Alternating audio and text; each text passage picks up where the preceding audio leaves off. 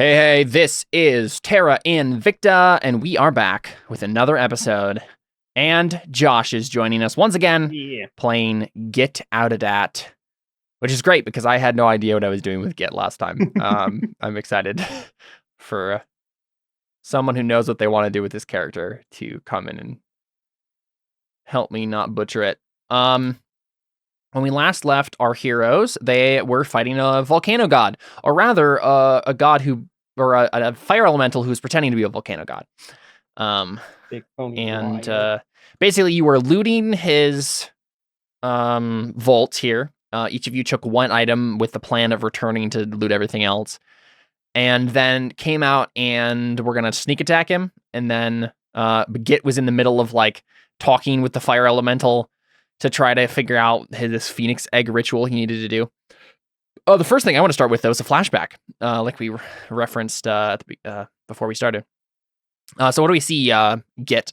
You guys are in the jungle, traveling to the volcano, right? At some point along this journey. And Git does what?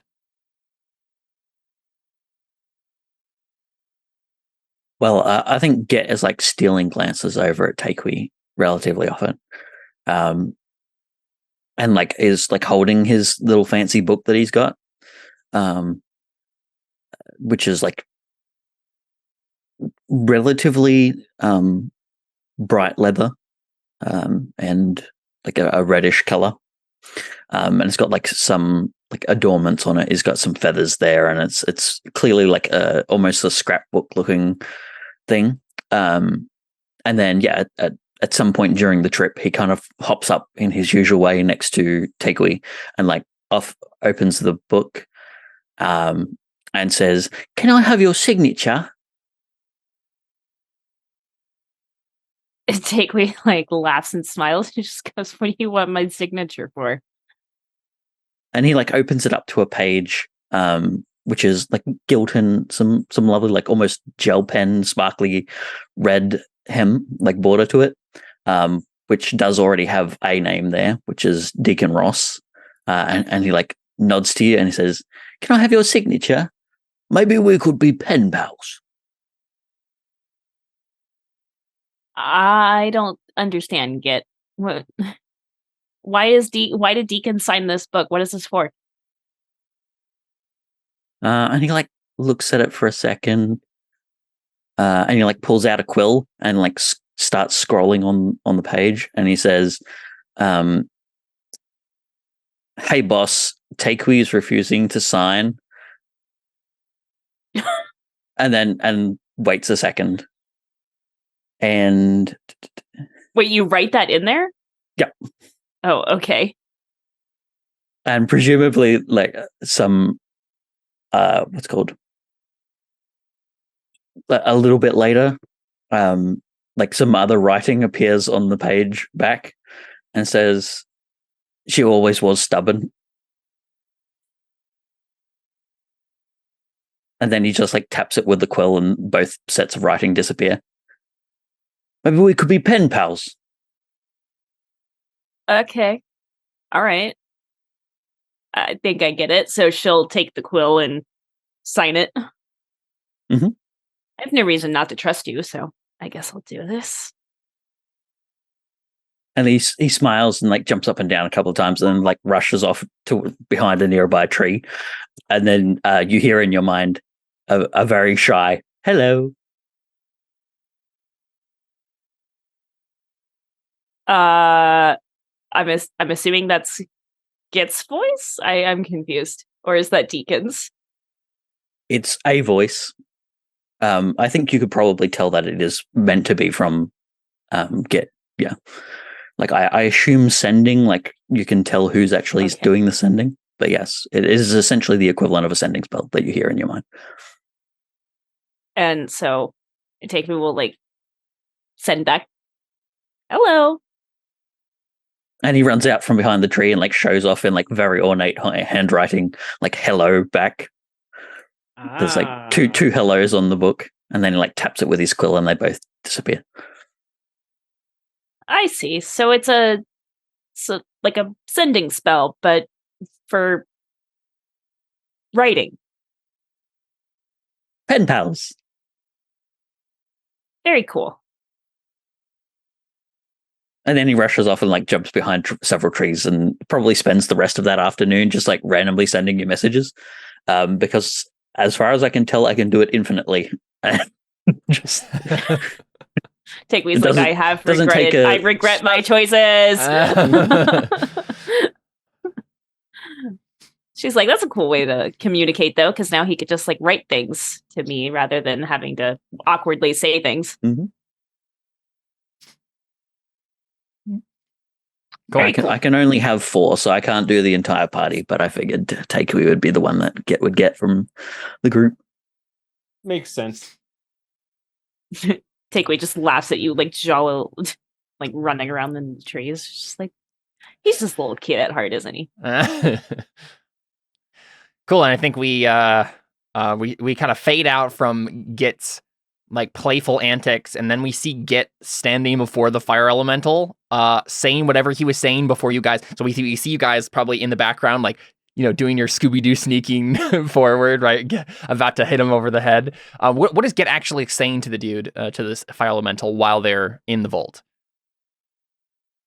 Because you were like given like a strange premonition by another fire elemental that you needed to go to this volcano, and that's where you could do your ritual with the phoenix egg. Yeah, I mean, Git's probably been like semi-randomly rambling to the guy, trying to say it, but he's only got certain words that he can draw upon, and it's certainly very disjointed. So I think when the party returns, literally Git's like trying to get him to sign the book so that they can talk properly instead. He's like, I don't think you understand how this works. I think I'll destroy it if I touch it. I am very resilient. Well, I'm sure that you are, little bird, but and then he like turns. The Well, legend of have the you- Phoenix is a one. But I think he like turns. He just he just is like, I can't talk to you right now, and he just like turns to the party members as they're like coming up, and he just says, "Well, have you chosen your boons?" And we haven't yet, right? We decided to split it later. I think each of you did We choose all one. took one thing, and then we're planning on taking everything else after. So we're not arousing. Just in any case we suspicion. can't get back in for Yes. some reason. Yeah. So I took the fancy necklace thing. But yes, Yeah, we if all If any of you chose. took anything that required attunement, you didn't have time to do attunement, but anything else that could be useful is available to you. Oh, was the thing I took the 4th level Pearl of Power? Yes, I think so. Okay, then that does require attunement, so I do not yet have that. I don't actually know what I took, to be honest. Yeah, so I'm trying to remember how the conversation at the very end went before you. I think I said Jumped in. a really good zinger or something. Well, we won't contradict whatever it was. We'll just say you said it, and we will have you just attack him, I think. Yeah, Right? because that's why the turn order was already up, because we were about to roll initiative. I just have go to him, call him out, and attack. Yeah. I'm pretty sure I did a zinger. Yeah, I sounds think right. there was a plan to clock him over the back of the head with assassinate. So Yeah. Mm-mm. Mhm. Oh yeah, because I think it was like we're all done here, and then everyone was gonna like start moving past him, and then Anna was gonna do something, and then like do assassinate or something, right? Yeah. You're gonna try to be sneaky about it. Let's figure out, I guess, how that would go down. I'm just imagining like Pink Panther. Dun, dun, Yeah. dun, Well, 'cause dun, dun. Were we saying that would we get a surprise round on him if we just like attack out of nowhere when we're having just like a normal conversation and then just I attack? think so, yeah. But the idea would be if you want, is that the only thing that it requires? Yeah, let me see for sure. You have advantage against any creatures that haven't taken a turn, and any hit you score against a creature that is surprised is a critical hit. Okay. Yeah, then I think you can just stab him in the face instead of in the back, and it'll accomplish the same thing. So let's go ahead and roll our initiative.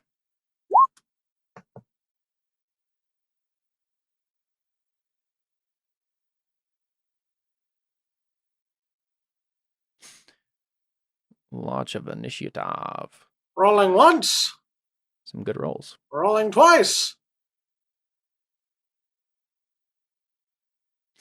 Please roll twice. I'm like, I don't see the second one of yours. I only see the Rolling first. twice. There we go. Nice. So, Alright, so that's so the one that's me. double the first roll. Oh, nice. They added an option on here to go backwards into turn order. That's so helpful. Whoa. They didn't have that ability before. Okay, so surprise, surprise. Anna goes first. What? Me? What do you do? I just I said a really cool zinger, and now I'm gonna whack him. Don't worry. In the podcast version of this, Anna, I'll post it. I'll copy paste the clip again right here. Perfect. Thank you. Okay, here we go. At advantage. Oh, that's a 27 to hit. That certainly hits. Okay, so then it's going to be this, and then I can double the dice, right? Because it's a critical. If it's a critical, yeah.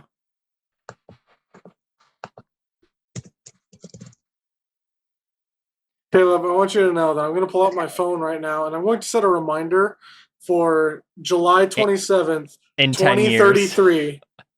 Oh, boy. Okay, so that's 14 damage. I'd like him to make a Constitution saving throw. I'm gonna wait. Just kidding. I'm not doing it yet. He's surprised. Yeah. So I'm gonna wait until next round to use anything. Okay, I'm gonna whack him again. 18? 18 does not hit. No. Okay, now I'm gonna kick him. This is not a very good 14. attack so far. Oh no, this is so bad. Yep. Ugh, let me just jump into the volcano. I'm so embarrassed. It's actually pretty embarrassing, yeah. And I guess I'm gonna move over. Yeah, I'll go. No, I want people to be able to go to the other. I'm gonna stay. I'm scared about those other things. Nope, I'm gonna stay right here. Yep. I'm scared. Sounds good. Deli. Quick question. We determined that are these the same Yam Ghost things? Yes. They are probably just like yeah, they would be still yams, I think. Yeah. Well, here's my question. Yamalanterns. Yamalanterns, right. We had determined they were resistant to certain kinds of damage. What was that again? From the roll that you made, you know that they are completely resistant to all forms of bludgeoning, piercing, and slashing. As in like even magical versions. And then they are immune to fire and poison. They're also immune to the conditions exhaustion, grappled, paralyzed, petrified, poisoned, prone, restrained, stunned, and unconscious. Mainly because they're a swarm. So even if you could do it to one of them, you can't do it to all of them. I'm just trying to figure out which spell to use. Oh, this only has a 5-foot radius? That's lame. I was going to do Moonbeam, but that's only a 5-foot radius, and that's not going to hit enough of them. Do I just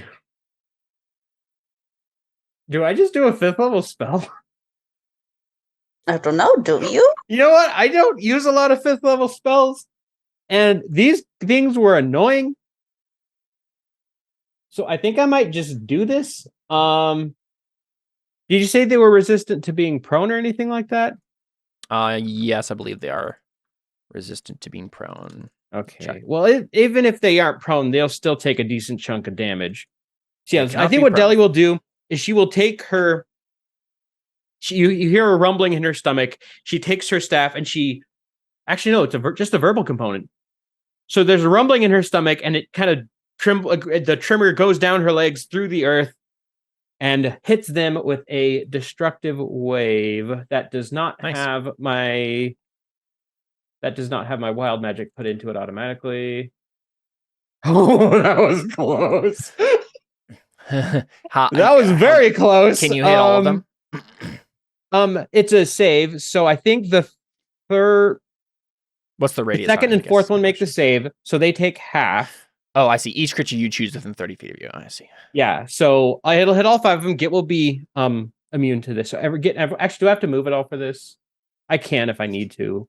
Actually, I'll need to move forward like just 5 feet or whatever. Yeah. Here. So, what happens if they save?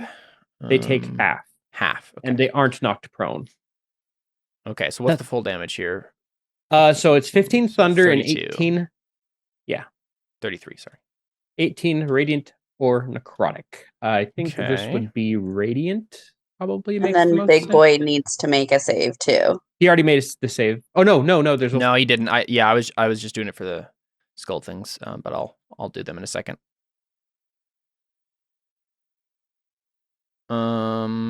What's your save? My save is 16, okay. So the 23 and the 18 also make it. Okay. I just kind of did them in an arc from left all the way around. Mm-hmm. So I mean, even if so, 18 damage on each of them is not bad. So I'll take it. Is half of 32 18? 33 would be that would be 16, right? Yeah. Okay. Yeah, that's what I thought. That's what I was doing. I just want to make sure I didn't get the math wrong. All right. So then here's fire elemental guy. Dang it, he makes it. So he only takes 18. Yep. 16, but yeah. Oh yeah, 16. You said 18 and you messed me up. All right. Is that all you're doing? I'll do that, and I'll probably step back again. And yeah, what does this actually look like, Deli? Laney bonus action? Because you're somehow also hitting the Yama lanterns that are like floating in the air too. So it's a destructive. So let's see. How does this describe itself? You strike the ground, creating a burst of divine energy that ripples outward from you. So, it's rippling outward from me. So it's probably just like a burst of just like probably what it is the stomach just Deli's stomach just rumbles and it just kind of like lets out a boom. Oh, that's hilarious. Yeah, amazing. Deli is hungry, and even the shockwaves of your grumbling stomach are dangerous. Cool. All right, Audryn, all you. All right. Pistol against Fire Giant guy. Yeah, you're muted. So it's funny because I said pistol, and so. Hey, pistol, yeah. Pistol. I said pistol, and yes, against Fire Giant, and I get sneak because I will use steady aim. Nice. Perfect. You get a crit on that one too. Yeah. Nice. Does he even need to steady aim if it's a surprise round? Do you just get advantage? I don't think you automatically get advantage. Okay. Yeah. Yeah. So go ahead and roll for damage for both of those. Oh, boop. Oh, frick.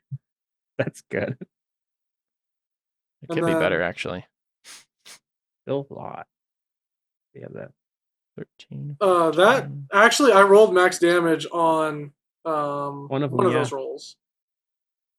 Not so much on the other. Anyway, second one does not have sneak. So just the 4. Okay. Nah, just 4. Well, it's all right. And pings off of his kind of obsidian crust, but one of the first hit especially definitely goes in, and we see a little spark of flame that comes out from the hole that you made in his chest. Cool. And since you use your bonus action, I assume that is it. Yep. All set. Tikwi. Okay, so I'm gonna walk up to fake god guy and rage, obviously. So rage, and then I'm gonna attack him with Dusk Crusher. 25, which definitely hits. Excellent. Oh wait, I didn't turn on rage. Sorry, so +2. +2, so 18 altogether. And then I'm actually gonna go. So I'm attacking him first, so that way if he attacks anyone other than me, my ancestral protectors will.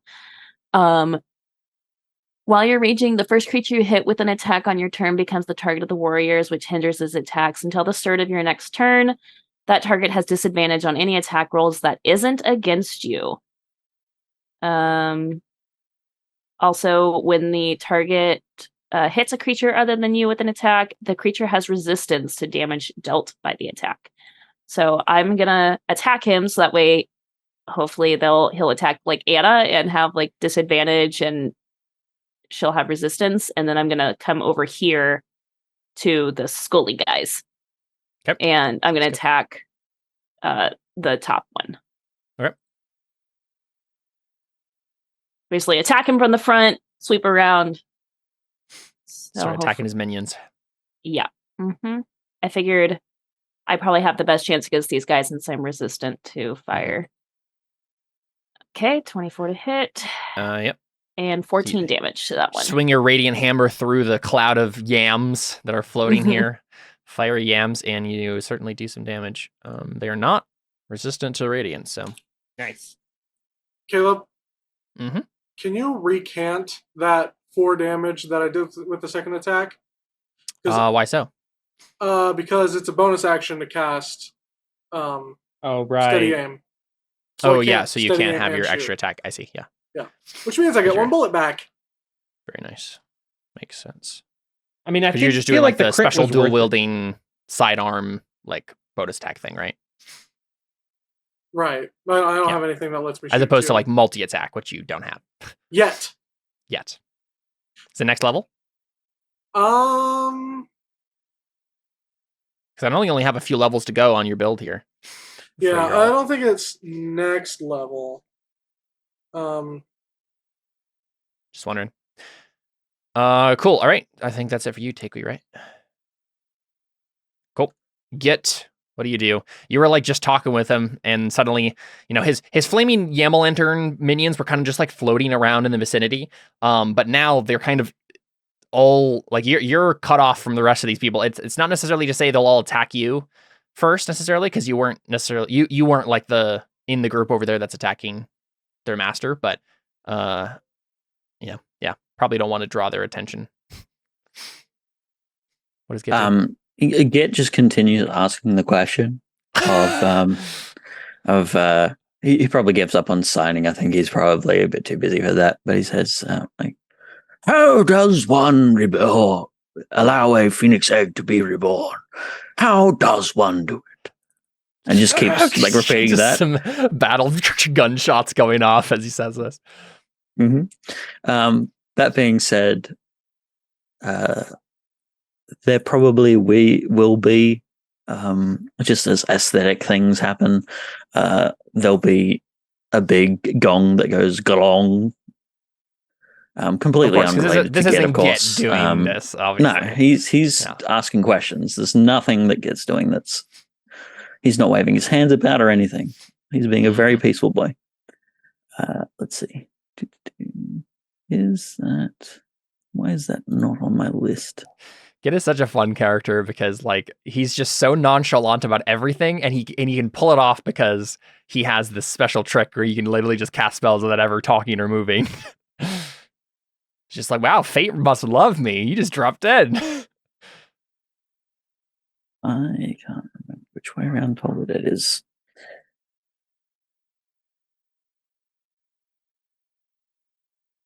And hang on, give me a second. Apparently, Toll the Dead wasn't on my sheet, despite the fact that's in my spell list. So does everybody hear the ding, or does just him? Everyone hears the ding. It's just from a nondescript location that isn't Git. Yeah, there's no indication that it's Git doing it. It's just suddenly a gong goes off. Well, I was just wondering if the gong was only heard by the enemy that gets affected, or if it was. I think it's everyone. Okay, that's perfect. Yeah, the sound surrounds it rather than me. So you know who else has Toll the Dead? Does Audrin have Toll the Dead? Audrin does have Toll the Dead. I assume you don't do 99 necrotic damage. What the heck is that? There's an extra 2 extra in there. 1. Yeah. Sorry, there's Two an extra 1. 100 d12s. Yeah. It's 102 let me try that again. There you go. That's more like it. I was like, Josh, we need to talk. I don't think this is possible. No. Wait, let's go back to that first one, though. I think Yeah. I vote for the first one. You know, story 110. implications. 10 damage. All right, so who are you doing it against? Oh my gosh. The guy, because he's actually guy, being okay. damaged. Well, I'm not doing it to anyone. There is a bell right. It's random. Well, he failed, so He takes that full 110 20. damage. He has. If he had taken that 110 damage, he would have 2 hit points left. Okay, good to know. And then what weapon is yours, Takei? It's a mace, is it, or a No, it's a warhammer. warhammer? Excellent. So suddenly you're wielding another warhammer, and it's floating around you and bonking your opponent. Excellent. Let me just mark off spell slot. Yeah, so as this gong goes off, we just see like the kind of like obsidian skin of this guy start to peel off as the necrotic damage takes its toll.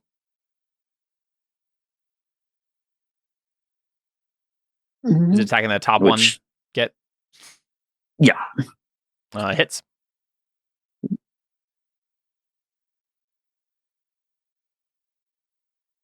Very nice.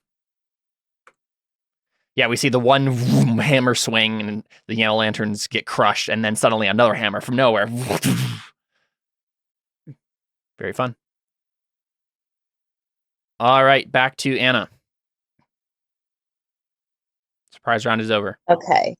Surprise round is over, but I still have advantage because he hasn't taken a turn yet. Yeah. I just don't get to have crit damage. Your special assassin thing, yeah. Yeah. But I do get advantage still. Oh, but I do get to have crit damage still. Very good. Because I crit. That is 15 damage.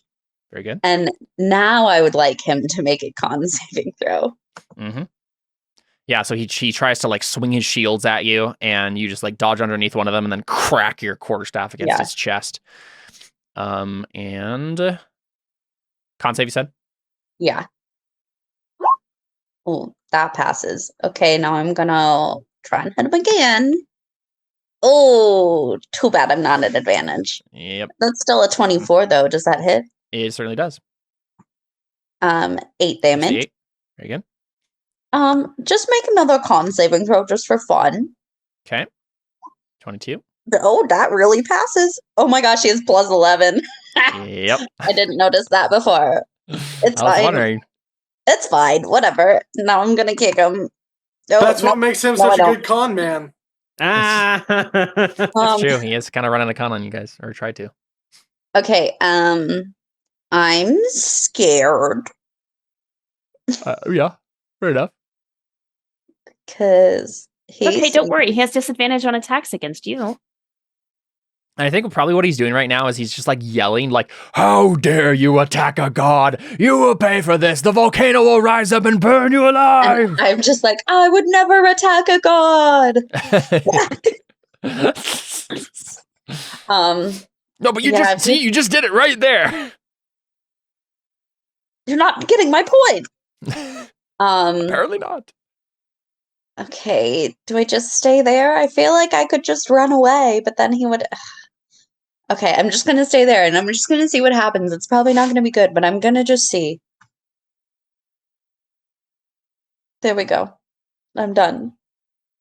Okie dokie. Deli. I am looking at my spells. I probably should have cast the 5th level spell that has concentration, but Destructive Wave just sounded so cool.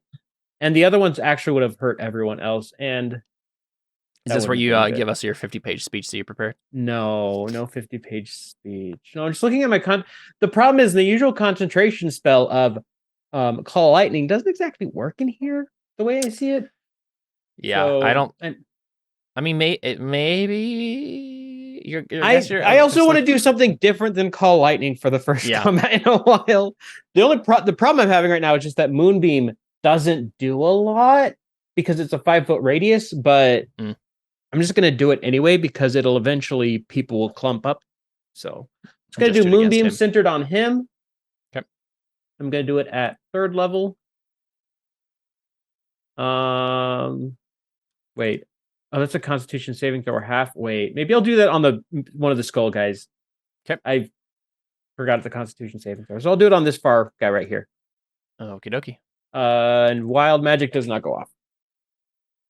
I have not had a surge in a while. It's honestly a little weird. Yeah. You're just lucky. Oh, this guy fails, and so he takes 20 radiant damage. Very good. Want to draw I can draw my circle. The yams say ouch. So it's like that currently. Okay, got it. That is my turn. Chat says, well, this looks harrowing, but honestly, I'm not worried for our heroes at all. I think they'll be just fine. We'll see in a couple of turns here because they haven't actually gotten to attack yet, but I don't think the guy has disadvantage to attack Anna. Takewee's raging. Yeah. We're probably fine. Hopefully we'll be fine. I posted my my thoughts in the chat. Very good.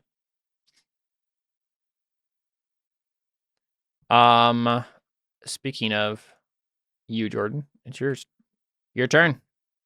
See, now I'm conflicted because I could either fire my other pistol. I fired and I missed. Okay, never mind. I could either fire again with my other pistol,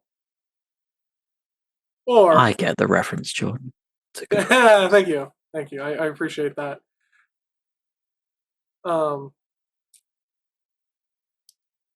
Or I could just run up and double stab and give somebody advantage.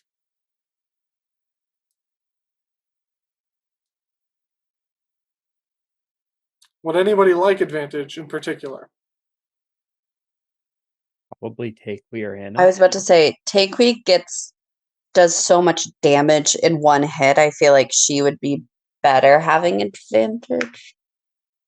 And she does go after the skulls. Yeah. So, I'm going to come here. And I'm going to switch to my swords. And clickety-clackety, I roll to stabity.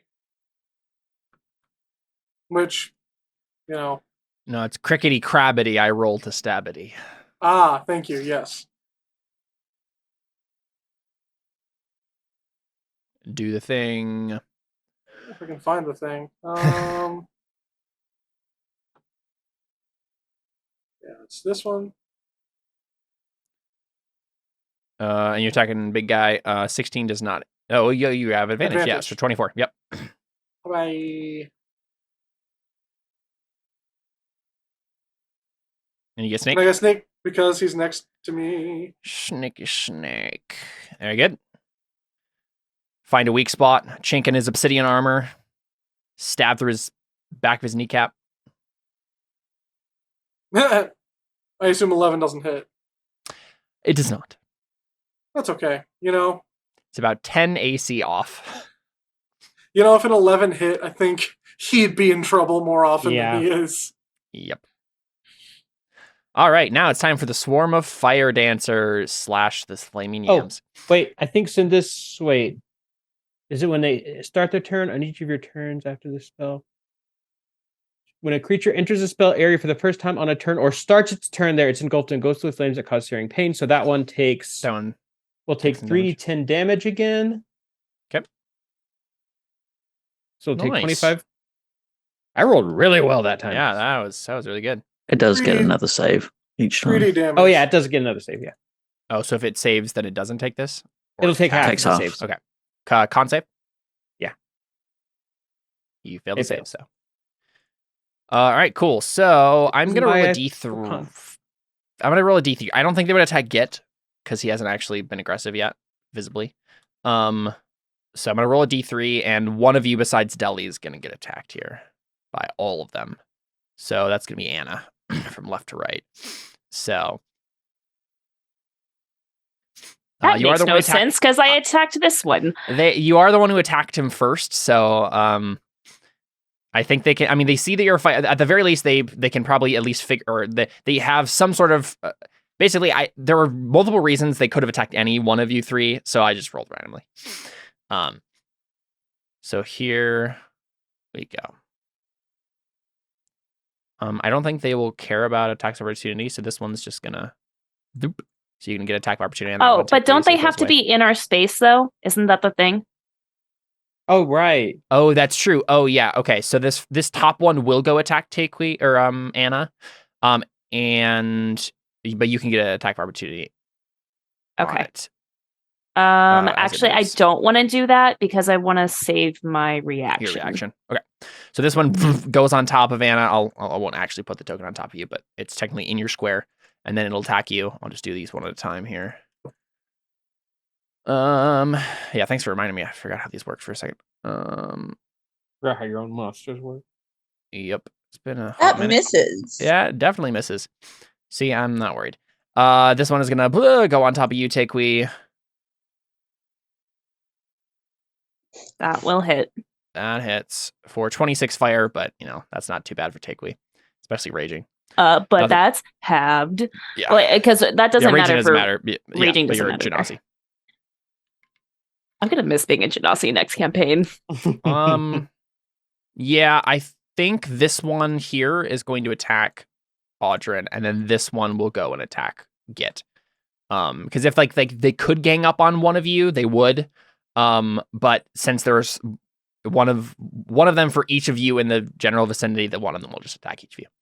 So this one is going to attack you, Audrin.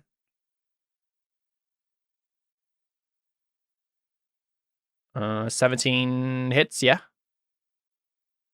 It does hit. Yeah.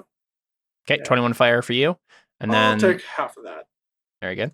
And then Git also is going to get attacked. So do I take 11 or do I? Yeah, I take 11, right? Yeah. It's No. 10. 10. And rounds down. And I'm the never swarm going to get misses that you, in Git. my head. Correct. Yes. All right, very good. So they're all flittering around, crazy flaming yams. Also, Caleb, I have my reminder set now. Very good. In 10 years, we'll be reminded to see how far I've gone in any of these podcasts. Takui. all right. Thank you for the advantage, Jordan. I will attack big guy and amazing. Nice. Very good. Very Yeah, good. you broke Crit 30. I broke 30. Oh, that is disgusting. So Okay, 19, 23 radiant yeah. damage. And just for good faith, let's also add in a actually, no, I'm not gonna do that. So yeah, I attack him. And then do I care about these skull things? Or should I just attack him? It's likely if you kill this guy, the skull things won't care anymore. Yeah.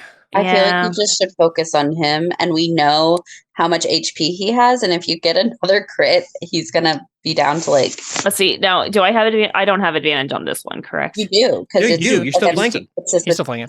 Oh, I'm flanking. Oh, that's why I get advantage. Got it. Do you remember how D&D works, Alyssa? No, I don't. Apparently, okay. That's homebrewed. 24. Okay, 15. Well, it's homebrewed as an alternate rule in the Dungeon Master's Guide, right? So still counts. And then let's do a slash, or yeah, let's do a slashing flourish. So instead of it upping my AC, it will also whatever damage I do to this guy with my thing, it will also do to the skull. Okay. Extra 2 damage, just for good measure. Yeah. Oh. There we go. All right. Git. What do you do? Yams are attacking you. Well, I mean, yams are delicious, but it wouldn't be diplomatic to eat the yams. So, yeah, I mean, Git just keeps asking the question, hoping that eventually he'll answer.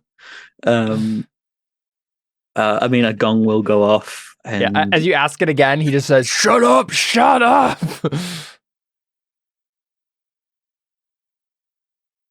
Your choice of diplomacy is very poor. Weird gong will go off. And on the one attacking you. Yep, and the warhammer will hit the other skull near Tegui. Okay. So it fails. But that's a wisdom. Was it? Yeah, it's supposed to be wisdom. Yep. Okay. So 19. And then that 26 hits the one that's attacking Tegui, right? Yeah, cool. Yep, the skull that's attacking Tegui. Yep. You can go ahead and roll damage there. Mm-hmm. That's not too good a damage, but all right, cool. Is that it for you? Mm-hmm. All right, fire elemental. He finally gets to do something. Die. He gets to die. You know what I think he's gonna do? Disengage like a coward. He's gonna disengage and jump into the lava. How deep is the lava? Guys, somebody hold me back. Somebody hold me back.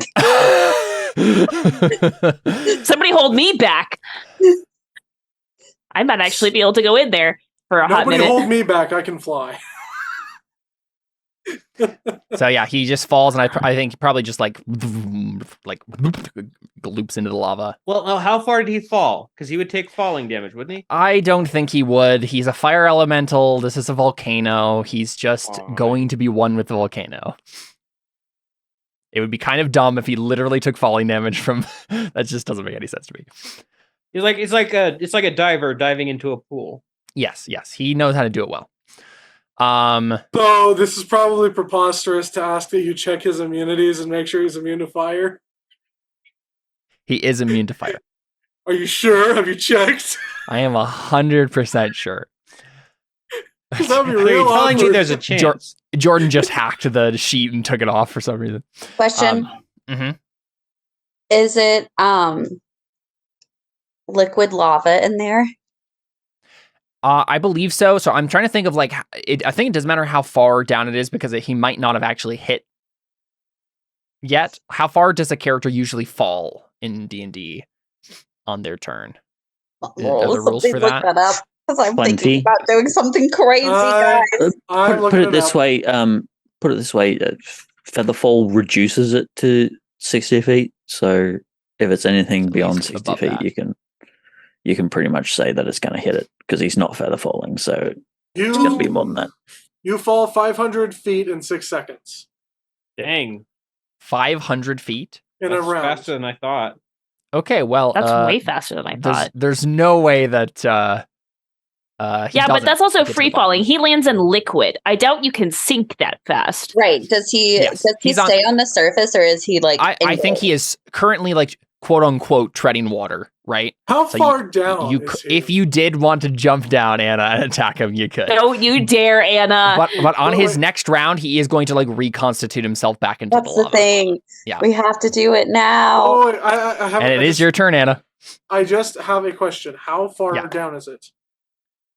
Good question. Someone look up the average height of a volcano base. No.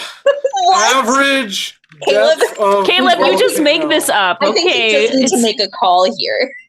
No, I'm curious. Between 1 kilometer and 10 kilometers. Well, okay, this is also you're going in the middle of the volcano. That's what we're saying is I think you just have to make a call. Because I don't know if this average is something that we know how to look up. This is also the actual depth down into the crust. It's not... Yeah. Let's see. Yeah, okay. I whatever the actual depth is, I want Anna to be able to make it. So whatever the absolute limit of your ability to fall would be. What do you mean by that? So you want it to be 500 feet? I see what you're saying. So you'd fall 60 feet in a round if you did your monk thing, or is that just feather fall? What is it for you? Slow fall. I can use my reaction when I fall to reduce any falling damage I take by an amount equal to 5 times my monk level. So it's not anything about actual speed. It's just like I can do that right before I hit the ground. I have to decide how much falling damage I'm going to make you take. That's what's really matters here. I'm not saying that I'm going to do it. I was going to say, you're definitely going to do it. I never said I'm going to do it. I was wondering because I can lightning lure potentially. Yeah. I think it's going to be You could also far fly enough. down and grab her. Right, but I could fly down and grab him and pull him back up, depending on how far. I think it's going to be far enough that, like, it really only is going to make sense for Anna to do it. Like, I think that's the most interesting thing in this situation, is to make it so that... I need an amount. I know. I'm trying to think of just something that makes sense. I don't want it to be, like... Because you'd have to be far enough away from actual active lava to not be incinerated by the heat, right? Okay. I propose Lord of the Rings. How far is that? Oh, I don't know. Let's figure it out. How far? And are you proposing that we watched all the Lord of the Rings movies right now?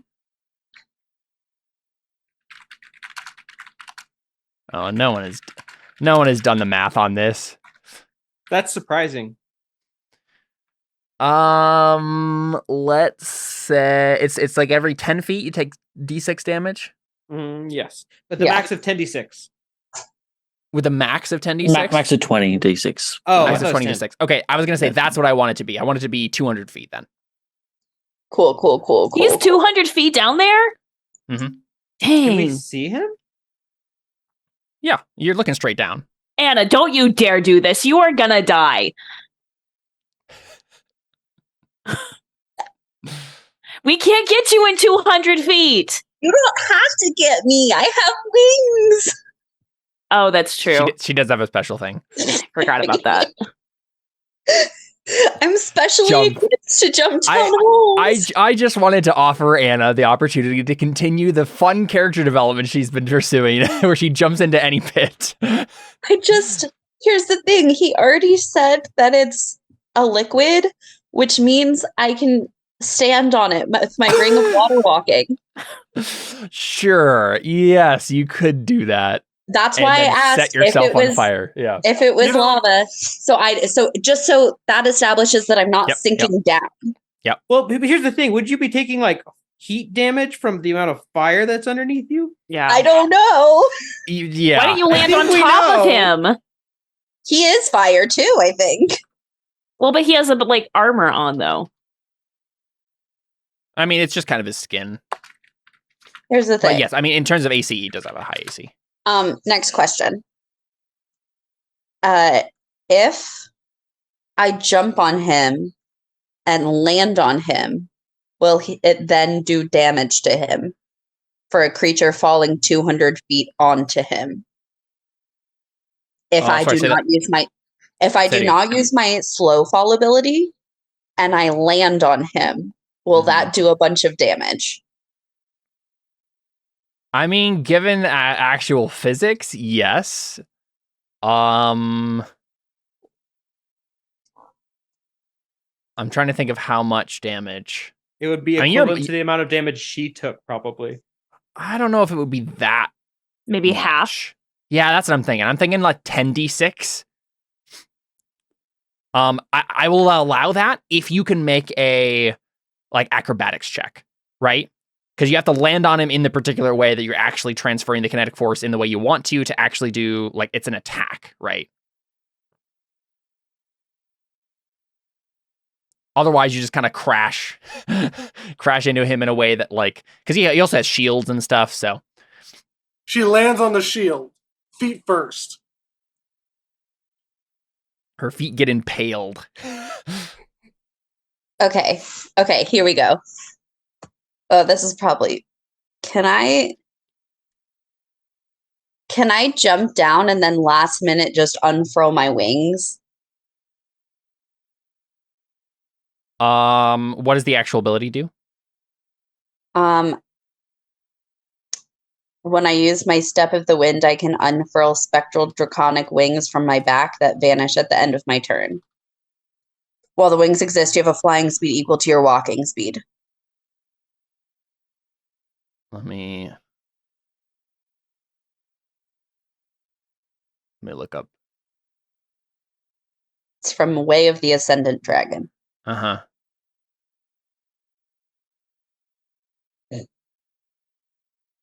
Audrin, we're gonna need you to collect the body of the enemy. In that too.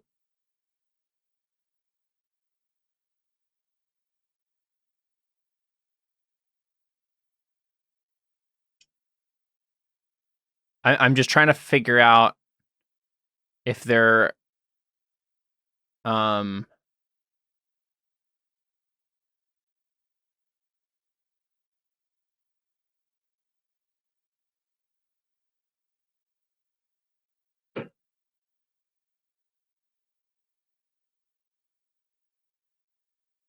oh, here we go. This might be a rule that matters.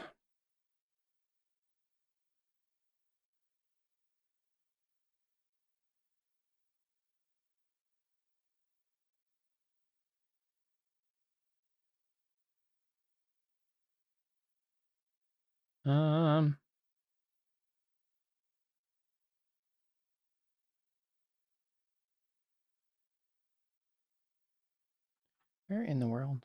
Just saw this and then it went away.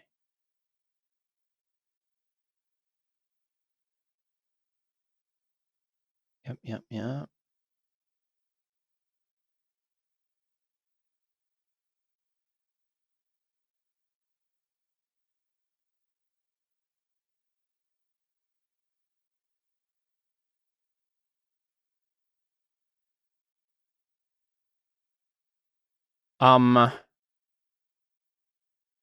Because the thing I'm wondering here is, like, you suddenly activate a fly speed, but you've already moved 200 feet.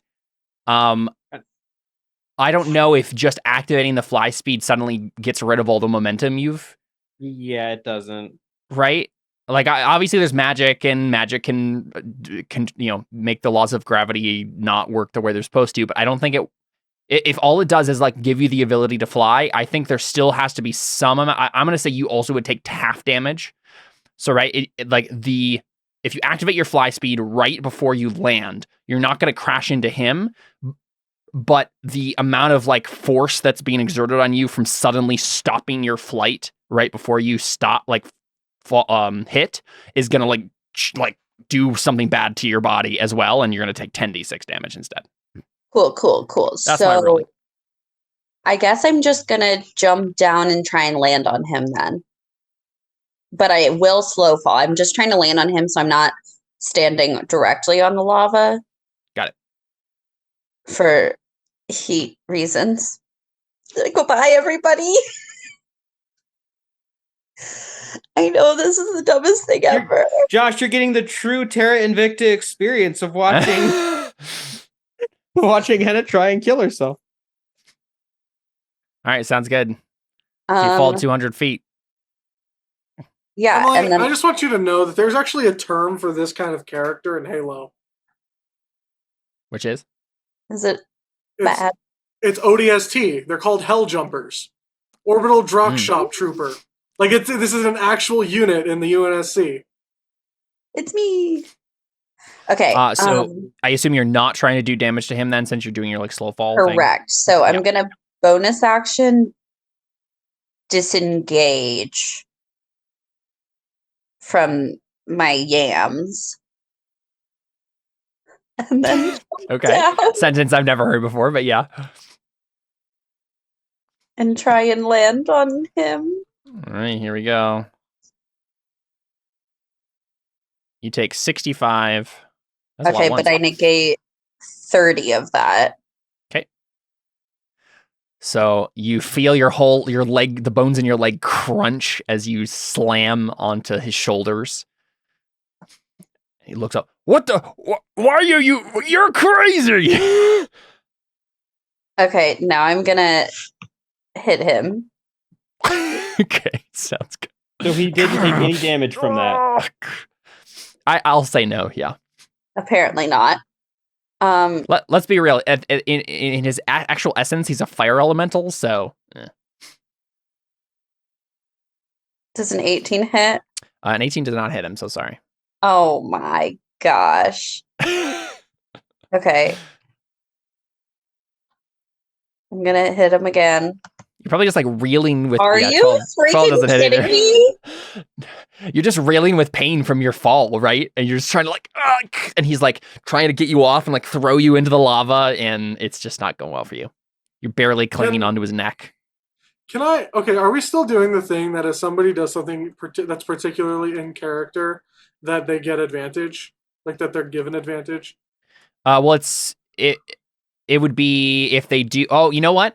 The rule has been you get advantage if you do something super cool in combat and describe yourself in an awesome way. That's actually been the rule. So, Anna, I think both of those had advantage, or at least the first one had advantage. Let's say wow. that. Thank you. Because it is absolutely in character. No, yeah, 100%. It's 100% in character. You can't put a pit in front of me and not expect me to jump into it.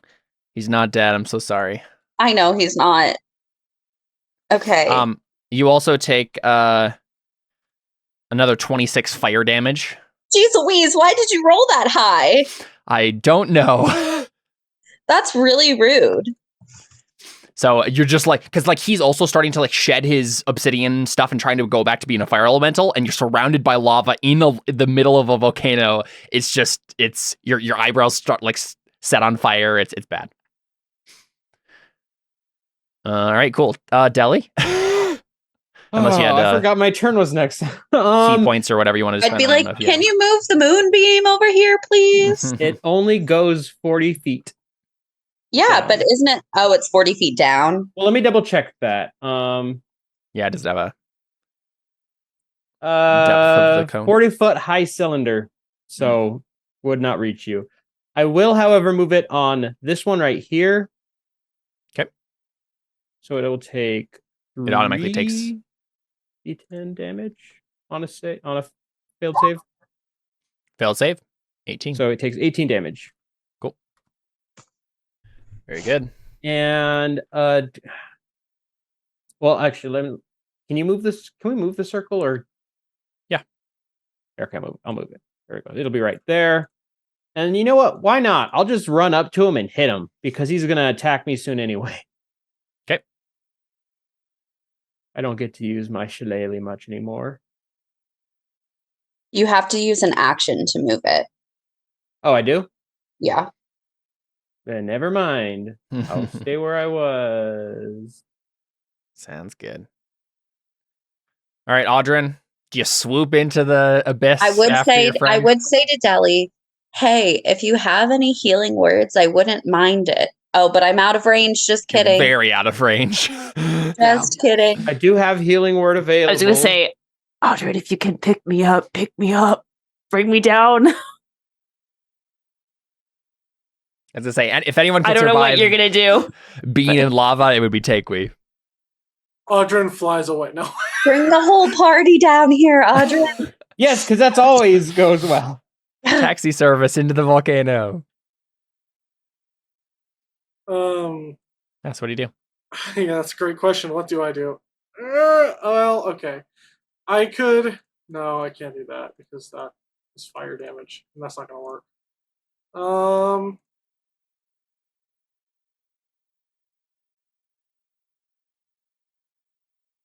Can't do that.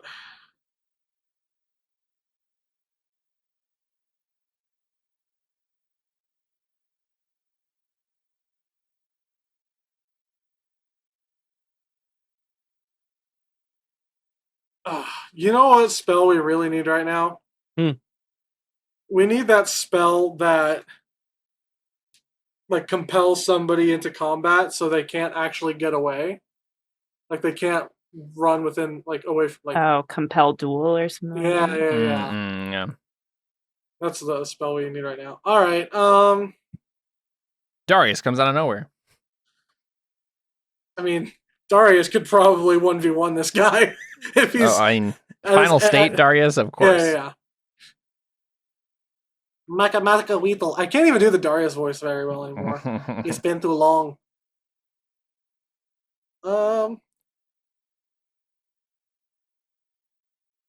How far away is he?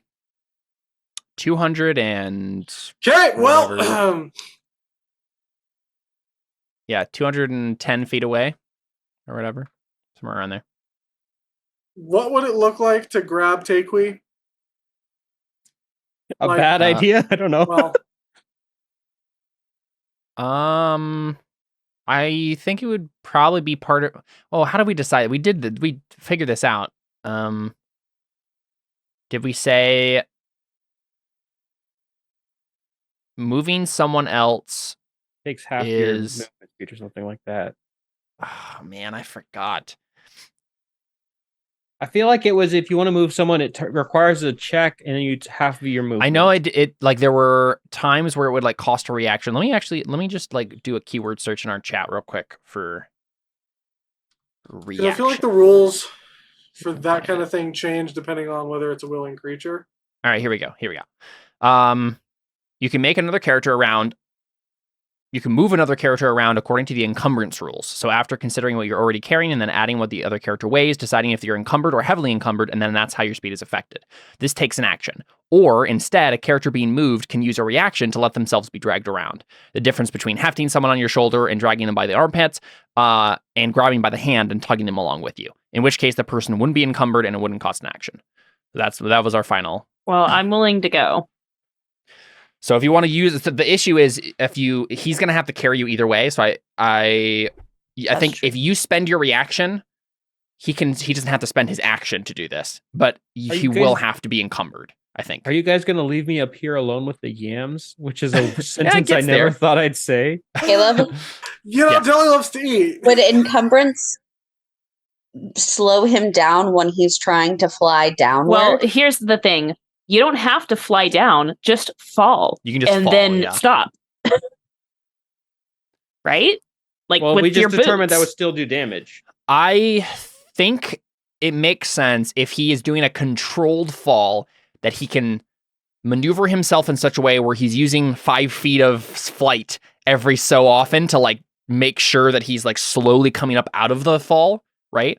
I think that's fine. It's just that if you're having to fall and then suddenly stop, that's the issue. Wait, so that option would have been available to me too? Okay, then yeah, maybe I need to backtrack on that. I'm like, wait a second. Yeah, I think I would rather keep it consistent with what Anna already did than make up a new rule. I will take 35 HP back and make a new rule. That's fine. I don't think I want that. That's so mean. That is so mean. Just let Audrin do it. Just let him do it. Come on, Caleb. I'm trying to think of what makes sense here. I think what you said makes a lot of sense. Yeah, but I'd even say like allow the slow fall and just say that Ems actually did some damage because she actually did slam into him a bit rather than curve it. Oh, I see what you're saying. Here you go. Flying creatures and falling. The standard rules are that flying creatures fall just as fast as other creatures. But if they're still falling after the first 500 feet, they can stop their descent with half their movement, similar to spending half your movement to stand up from prone. The optional rule subtracts the flying creature's fly speed from the distance fallen when you count up the damage they take. So this is like an article on flying speeds that Xanathar's has some special rules here. Okay, a flying creature in flight falls if it does not blah blah blah. We don't need that. Because you're doing. There was something on this. Here we go. Yeah, dive. Nope.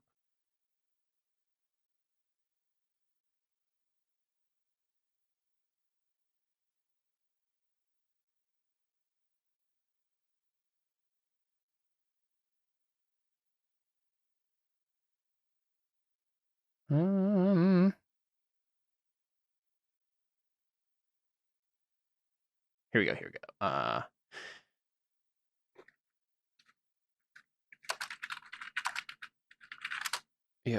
Yep.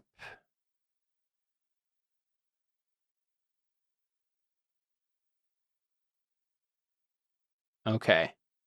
I think okay. I think it makes sense to backtrack on this and say that Audrin, because he has a fly speed, and Anna, because she has a fly speed, could have. I don't think I think we'll go with what Josh was just saying. I think you did fall. You didn't fly gracefully down, Anna, but you can do damage to this thing instead as well, Cool. right?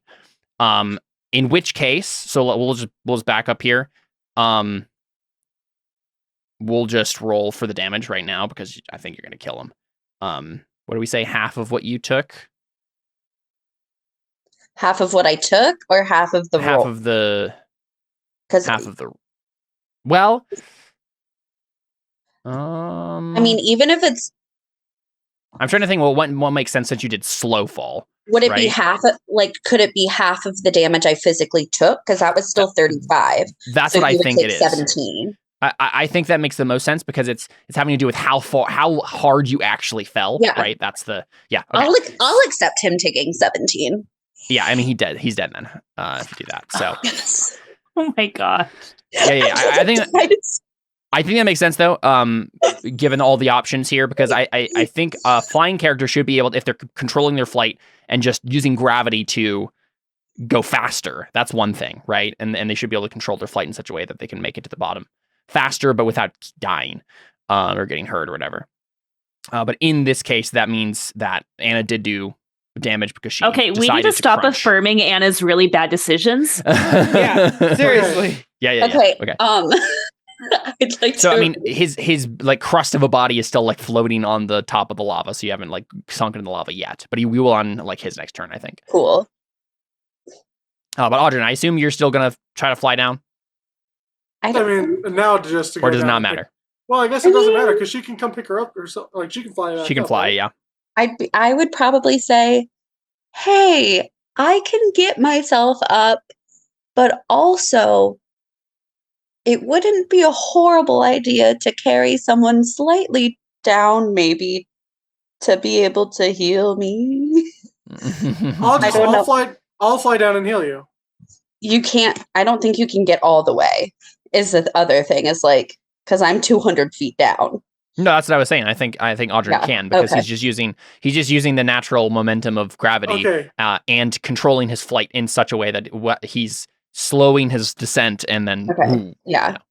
Okay, I found something. Mm-hmm. Xanathar's has two things. One, slow descent. A creature with a flying speed that falls subtracts its flying speed from its fall distance when calculating fall damage. Number two. Yeah, that's what I was reading off earlier. Yeah. Okay.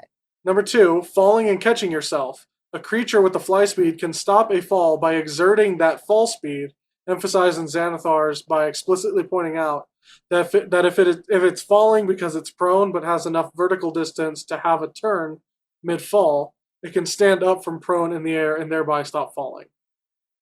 Right. Yeah, so I think you're fine either way. Okay. That makes sense. Cool. So, Audrin, if you want to swoop down and heal Anna, that makes sense. Okay, I'll do that. Sorry that was so fiddly there. We've never done this before, everybody. so I Please. wanted to make sure we knew what was going on. Somebody make me face the consequences of what I do. Never. The consequences is that you have to be healed by Audrin. How embarrassing. Yeah, that's when Audrin's the healer, like, ooh. I can never show my face again in here. Good thing we're leaving. Okay. I only have... Yeah. Be cured of some of your wounds. Do I get sneak attack healing? Audrey just flies down and like sneaky boop heal. You never saw it coming. I think there's a side quest for shiatsu massage to get sneak attack. Yeah. So Caleb, I have some backstory about some of the stuff that Audrey had to do on the ship.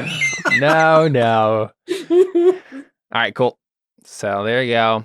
Fire Dancer's turns. The one that's in the moon thing takes it'll take 3d10 damage on a failed save. Okay. It does not fail to save. Takes 9 damage. Okay. And then that one will rush over and attack you, Deli. Do they get dismissed They now still that Fire care? Guy's dead? Oh. Yeah. I Caleb's think like, I Who's yeah, the- I Do think I they know implied Fire that. Guy's dead? Yeah, that's part of the thing is like I think they're just like acting on their orders and kind of instinctually whatever, right? Like someone could probably make a religion roll or something to get them to stop, but I think they're just like flailing around now. It's not like they were summoned by him as like a spell or anything. So yeah, I think this one will attack Deli. Okay. They're not going to be able to do too much, but 16 fire. 8 fire damage. Okay. One is going to attack you, Takewee. They're in our space, right? Yeah. So misses, and then one against Get. Hits, I assume. Yep, 27. So 10 fire damage on you, Get. But then this one can't really reach. I don't think it's going to go into the volcano after Audra necessarily. So I think it'll just go float over by Takewee. And by Takewee, not actually in your range, but like, Sorry, but I missed which one was aimed at me. this one did 10 damage to you. Okay, 10 I fire. take. So as it hits Get, some of Get's feathers flare up and Mhm. turn into a strange shade of orange and crimson. I only take 5 of that fire damage. And some strange ice crystals that have been on Get flare out against it, and it takes 15 cold. Nice. It's That's dead. a fun spell. Yeah, so all the yams just suddenly get spiked through with ice crystals and fall lifeless. All right, Takewee. Well, I guess I have to step out of its range, correct? Yeah, you have to step away from it. All right. Well, I guess I'll do that. Mm-hmm. Okay, that'll Hits hit. you for 13. Rather 6. Okay, and smackety smack. Hit. 14. Mm-hmm. Okay, again. Oh, that was not good. That misses. Wow, that's lame. That's my turn. That's all, folks. Cool. Get that one in front of you dead, but Get will use his action to cast tongues, so that they'll definitely understand him. The hammer over there will also take a swat. hit. All right. That one's not dead yet. And then Get will wander over to this one and pseudo grab it by the scruff, but not like an actual attempted grapple, and just say, how do you make a phoenix egg rise? And just shake it by the collar. You're grabbing one of the yams and just That's funny. Yeah, let me check. Oh, they can actually speak. They're dumb, but they can speak. Do you want to make a check of some sort? Are you doing persuasion or intimidation? He'll probably tone it down and say, please, I've been coming here for so long. Just tell me, please. I I just was told to come here. clarify the Your question. ex-boss used to be able to do things with it. Your ex-boss. Is it, what kind of stupid or what kind of dumb is it? Is it the kind of dumb that's like, well, if it needs to rise, just put it in water. They're buoyant. Well, it has a 6 intelligence is what I meant by that statement. So whatever that means. But yeah, you can make a persuasion check. Okay, 18. Yeah, I think it at least will answer your it will talk to you for a little while here. So I think the yam suddenly it has a mouth all of a sudden. I think we describe these as jack-o'-lanterns, right? It's a yam lantern. Yeah. So it goes. It just says. So what was your actual question? Sorry. How do you make a phoenix egg rise? Yeah, he says. Why do you want to know? Do you have one? Get like a big smile on his face, nods. Well, that's kind of crazy, actually. Those are like super rare. Yep. Hence why I want to know. Sure. Yeah. Can you? I could probably ask someone. Gives him a feathered thumb up. Yeah, I think we just passed from the turn for there for now. But Anna, what do you do? If I'm allowed to use the rest of my movement, he'll like take the Gam man by the side and like lead him off in this direction, like 5 feet, as a little aside conversation. Who are they going to talk to? I don't know.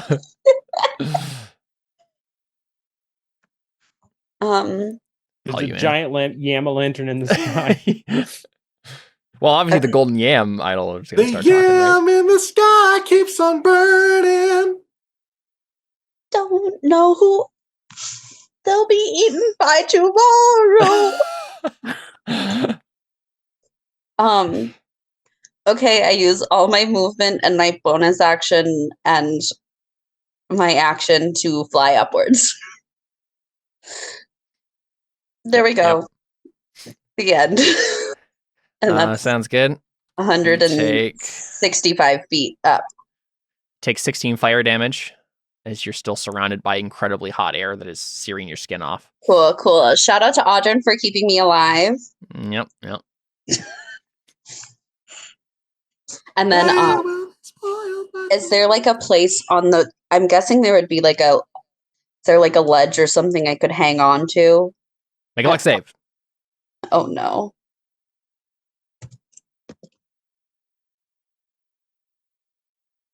It's a D20 plus proficiency, right? Yep. Please be good. 12. There is technically one, but it's certainly not. Like, you are probably the only person who could actually balance on it. Cool, perfect. I'm on there because my wings disappear. Well, and so, what I mean by that is acrobatics check. Yep. Please be good. 13. Ooh, 13 is not good enough. So you try. Are you gonna make me die right now? Maybe. So Audrey can catch you. You fall again. The issue is someone can fall 500 feet in 6 seconds. I guess you. But she already moved up. for 6 seconds. Yeah, you're on the edge of your turn. So this is Anna, like, tumbling backwards right at the end of her turn. Perfect. Cool. Love that. Don't worry, my turn, Audrey. With arms wide open. Wait, I missed that. What was that? The song with arms wide open. Oh, I got it.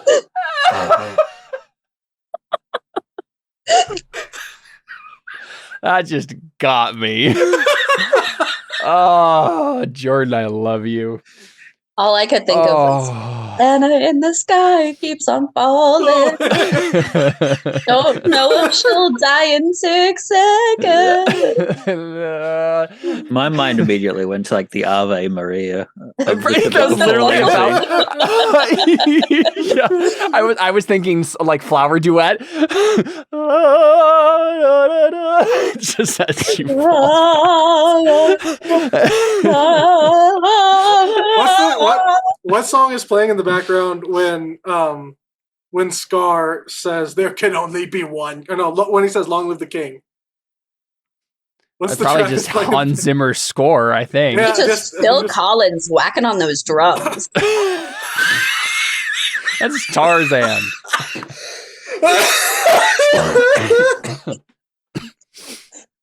Oh boy. Oh, I'm well, dying. You know what the clip is. Yep. I'm writing down the timestamp right now. Okay, anyway. What's happening? It's my turn, I think. Falling.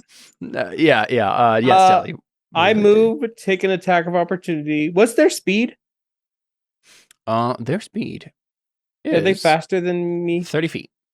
Okay, they're fast. They're about the same speed. So I'll just move one space so them out of their range. Oh, that's hilarious. So because these are originally like flaming skulls or whatever. Actually, I don't know how these things are supposed to move. They have a land speed of 30 feet and a hover speed of 30 feet. So I'm just imagining if they wanted to, they could just roll around at the same speed a walking person could. But could they roll like that? As yams, they would probably like go in circles if they rolled, right? Whatever it looks like, keep it rolling, works. Keep rolling, yams. Okay, actually, that's 20 hits. I imagine. Okay, so yams are similar to potatoes, right? And they get they're kind of potato. They get the what are they? The ears? Is that what they're called? The little things. Yeah, the little knobs that stick out. So I'm just imagining they grow those and then just like waddle around. Yeah. Potatoes have eyes, but I don't know if yams do. I think they do. Okay, so I'm gonna move the moonbeam on top of it. Yep. And I roll horribly. Yams do get eyes. Dead. Oh, it has to be a save. Yams do have the ability to see. But a sweet potato does not have eyes. So it takes 6 damage. Yep. All right, cool. Audryn. No, I assume you potatoes. Audryn, save Anna. Rescue Anna. I'm just thinking of a smaller, cuter veggie pygmy. Can you make it all the way up there, though? Yeah. Well, I think he was already down there, right? I was at but I'm still like at the bottom. Oh, yeah, actually, how far? Here's something you have to do though, Jordan. Wow, that was a terrible roll. Take 11 fire damage from the 2 rounds you've now been in the pit of the volcano here. Wow, he takes 11 damage for 4d10. Crazy. Wow, that really worked out for me. Question: Do I need to use my reaction for either of those turns, or this turn for anything? I don't think so. Yeah. Okay, then I'm just gonna half that damage. So that's 5. Yep. Cool. Well, I guess technically what you would be doing is you'd be having it both times. So first it would be 1 damage, and then it would be 4 damage. So it is 5. Okay. Sometimes the math is different, but wait, does that count as an attack? Does it have to be an attack? I think it's an effect, isn't it? It's just damage. Yeah. Right, but doesn't your ability just do on damage, or is it like a melee attack against you or whatever? Let me check. I think it's an effect because you can do fireball. When an attacker, you can see hits with an attack. Okay, yeah. Evasion is a separate thing. So yeah, evasion is separate. Well, I thought it was just an effect you could. No, because then evasion's the separate thing where if you're making a dex save, you only have to take half damage. Oh, I was mixing no dex save here. He's He's just kind of in the middle of fire. So yeah, if it was a dex save thing, like if it was dex, I'd probably be okay. I'm dexy and I know it. Yep. All right, so I'm assuming you try to catch Anna. That is the plan. I'm trying to think if there's a roll here. Probably not. I mean, like even if she falls some of the way, like you can still, like you can track her movement the whole time, and you have a fly. Like I think it's just fine. I don't think there's any roll here. It's just as long as Audryn can reach her in the round, which I think he can. Right? How far did you move, Anna? 165 feet. Yes, I see. So, Audryn, how far can you move in one round? Well, if I cast Longstrider. Here's the thing. I don't really think I need to be rescued, because if I'm not falling on my turn, I can just do it again. So just slowly. Right, just that's fair. Sprout wings again and move 165 feet, and then I'll be on the surface. And then it probably doesn't matter either way. Then I think let's just say for flavor's sake, we have this moment of Anna falling backwards, and then Audryn swoops up, and she probably just falls some of the way, and then Audryn just catches her and just flies her the rest of the way up. It's probably fine. My hero. It's cuter that way, more wholesome. And we all know how much Jordan likes cute with his character. Exactly. Yeah. Actually, what he built his character to be. That's the first thing that Jordan said to me. He said, Caleb, I need to have a kawaii character this time. Super kawaii, that's a character. Yeah, exactly. That's the next character. I thought your next character was going to be a mech. Yeah. Super kawaii, that's a very mech. Cute mech. Actually, honestly, my my little construct is probably going to be the cute one. Mm-mm. Even though he's not a little construct, he's like the same size as us. Mm-hmm. All right. Flaming yams. These ones take another shot of your moonbeam here. Yes. They take 3d10. He just makes it, so he takes 9. Okay. That would have killed him if he hadn't made a save, so. Dang it! All right, and then he's gonna attack you. 14 misses, I assume. Yeah. This one's gonna attack Takewee.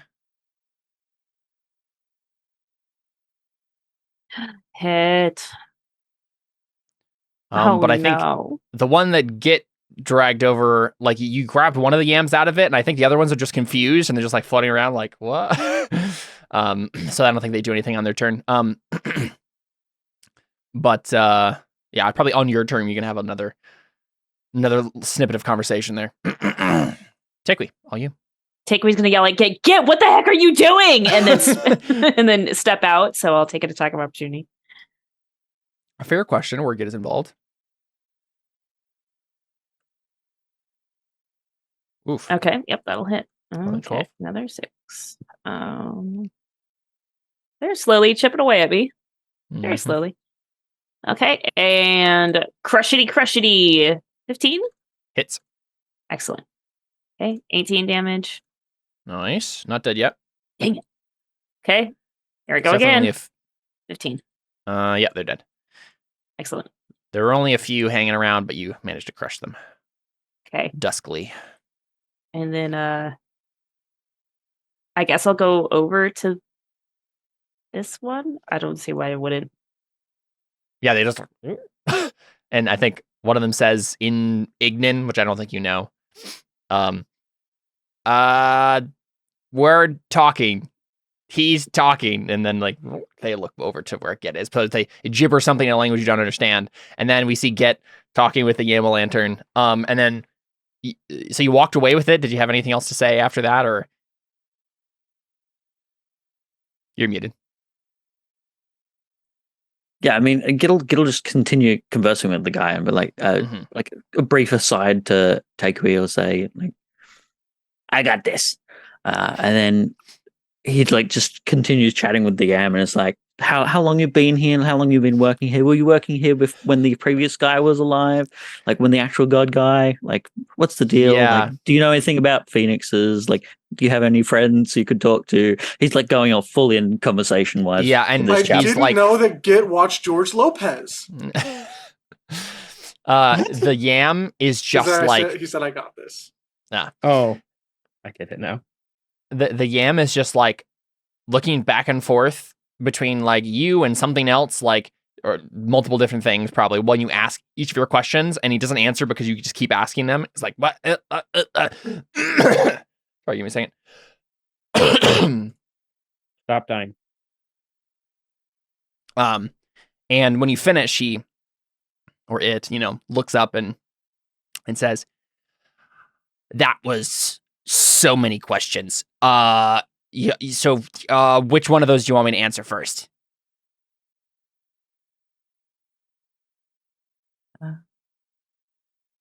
You know anyone I could talk to about phoenix eggs? Yes. The first thing you asked me. Good that we didn't get into a random conversation about my work life. So, I think the one person who probably could have helped you with that is dead. And he looks down into the volcano. It seems like your friends did a number on him, and that's when Anna and Audrin, fly back up. So sorry about that. But yeah, Njoku G is definitely dead. We just kind of went along with this whole thing because, well, it's hard to find work as a Yama Lantern here on the Isle of Dread. So can we just say, as this conversation is happening, you just see Deli in the background going, yeah. And eventually they just die since this is pretty much over. Yeah. Hitting them with your big spoon. Jelly comes with like a pot. She's just like, anybody want fried lambs? I would not eat these. Yeah, so the yam basically just says, I'm really sorry. You seem like a nice guy, but I think you might be out of luck here. Are you in need of employment? See, I don't... You're not going to eat me, are you? Very good. So, what do you have in mind? Yam Empire. It's like, Phoenix are a bird of fire and brimstone. Yes? I serve the Phoenix. Ah. Oh, okay, so, do you want me to serve the Phoenix? Is that what you're offering? Because, I mean, the Phoenix sounds kind of cool, but it doesn't sound like you actually have a birthed one yet. And see, the problem is we don't have someone who can birth it. So I'm not sure your offer of employment actually is an offer of any sort at all. Well, my proposal is that I employ you for the time being. Again, doing what? Because I have been a lot of things over my time, and food is not high on the list of potential careers I would like to invest in. But there's, not a whole lot else a flaming yam can do. Helping a king rise to power will, of course, grant you great boons.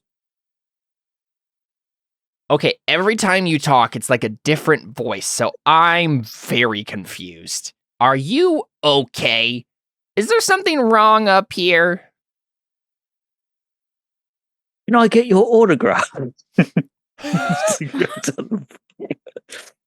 Yeah, no.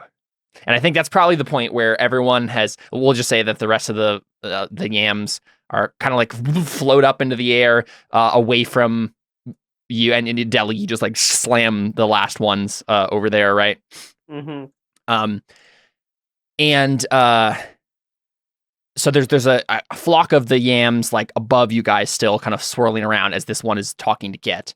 What does everybody else do while Get is like talking to this thing?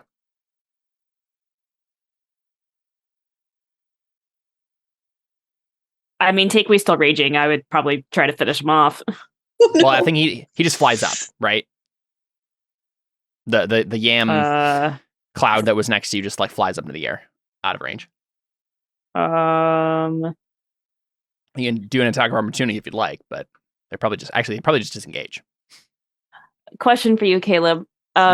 Dust Crusher has a special ability that I can do once a day. It's a spell.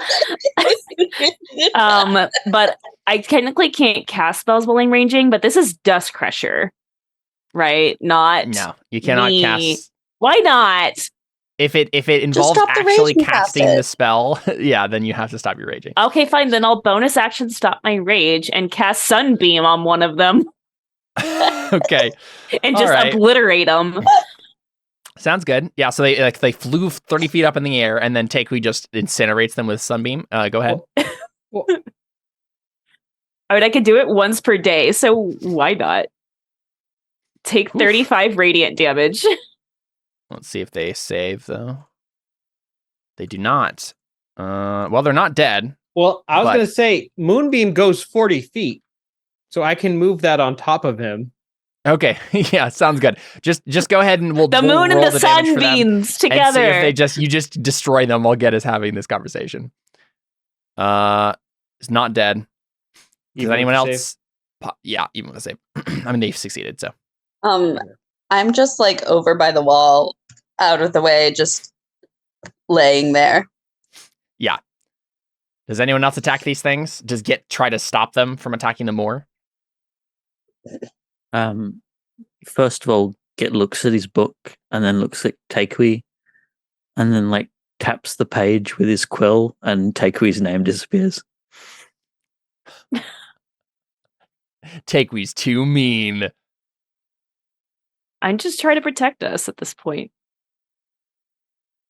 I mean, Git will definitely take his definitely still living yam, the last one that he's got, and if any of them follow him, it's like he'll just run off into the corner as much far as he can. Yeah, I think the yam looks at you and says, "Your friends are violent."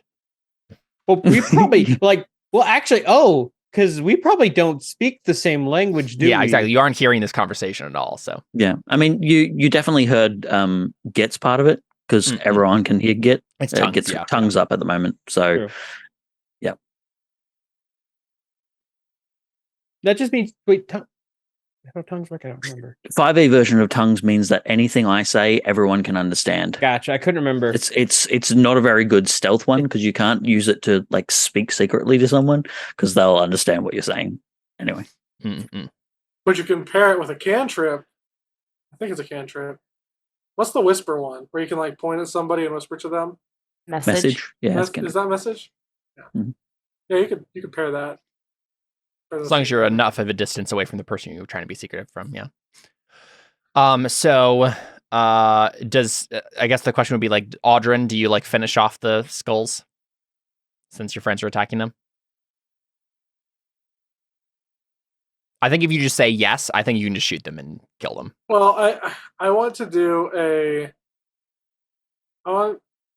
a wisdom roll here to see if Audrin catches on that he's probably be intelligence, but yeah. So I think intelligence. Intelligence save? Or or perception? Yeah, let's do perception. No, insight. Insight makes more sense. Hey, critical. Wow, the one time Audrin gets a critical insight. Yeah, so you know exactly what's happening. I understand yams, okay? Audrin, like he took a class in college, okay? It was his favorite elective. For the final, he was part of a study group. It was the Yam Crams. Yep, very good. Okay. Yeah, so you know what's going on, Audrin. Yeah, so I wouldn't finish him off. Do you say anything? Yeah, I think Audrin's like, hold on. I think Git has this covered. You do anything to take we? Do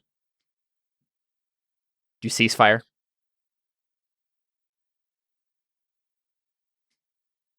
I just think these things are too stupid to help you anyways, so I'm just like, might as well obliterate them. Yeah, they're too stupid. They might as well just die. They're just yams. Yep. Wow, just yams. Have we learned nothing from this campaign? No. I mean, like, I don't know. I feel like go talk to your one friend, but like, I'm gonna take care of the cowards running away. I'll kill all the other friends. I don't know. I don't know. I truly don't know what I would do in this situation because I don't really have anything else that I would do necessarily. I guess I could waste a spell slot. Right, but So if Audrin says this, you just like cease fire for now. Sunbeam is duration. Oh, is it? But I think I can only cast it. Well, I guess I cast it once. Oh, yeah, it is concentration up to 1 minute. Yeah. You just finish them off. If you I just guess say yes, so. Yeah, you just do it. Okay. Yeah, so the rest is get incinerated anyway. Just for good measure. 27. Right. Yeah, they're dead. Cool. So burn, take me burn. What do you say to the yam as you continue your conversation in the corner?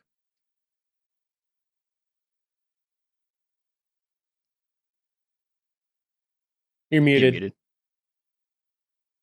I don't know what Git does.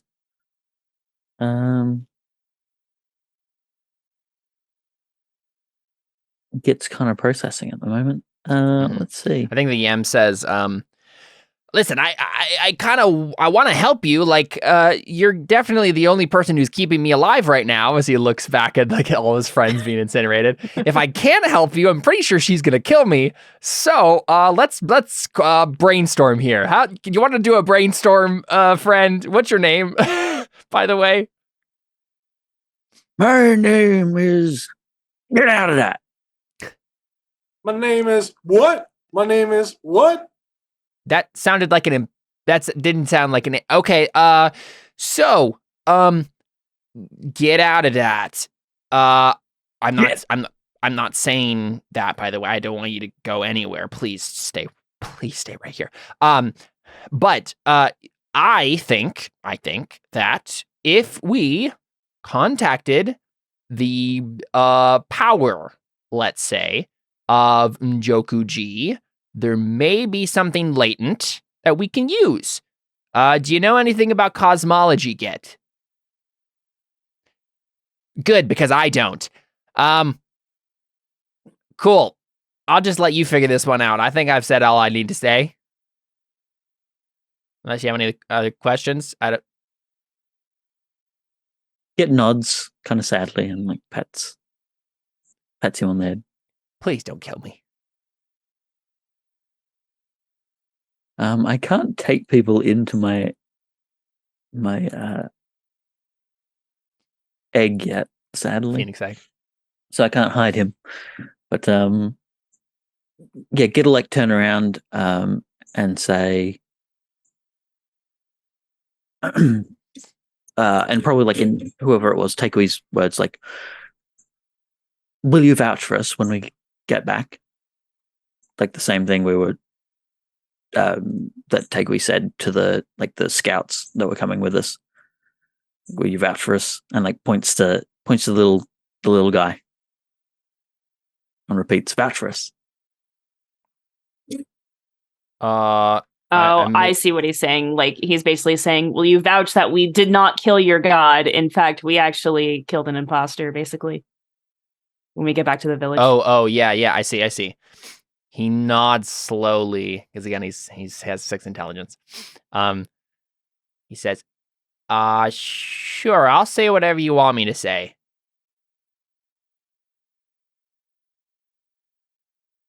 This young man is under our protection.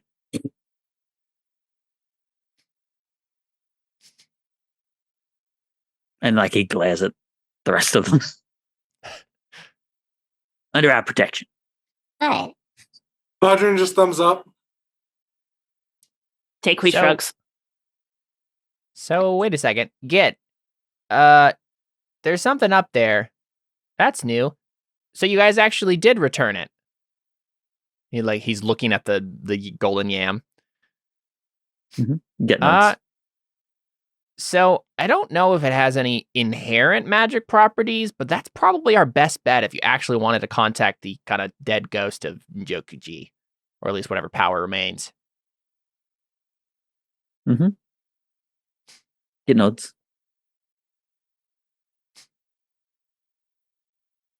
And he starts like pottering over to where the yam was.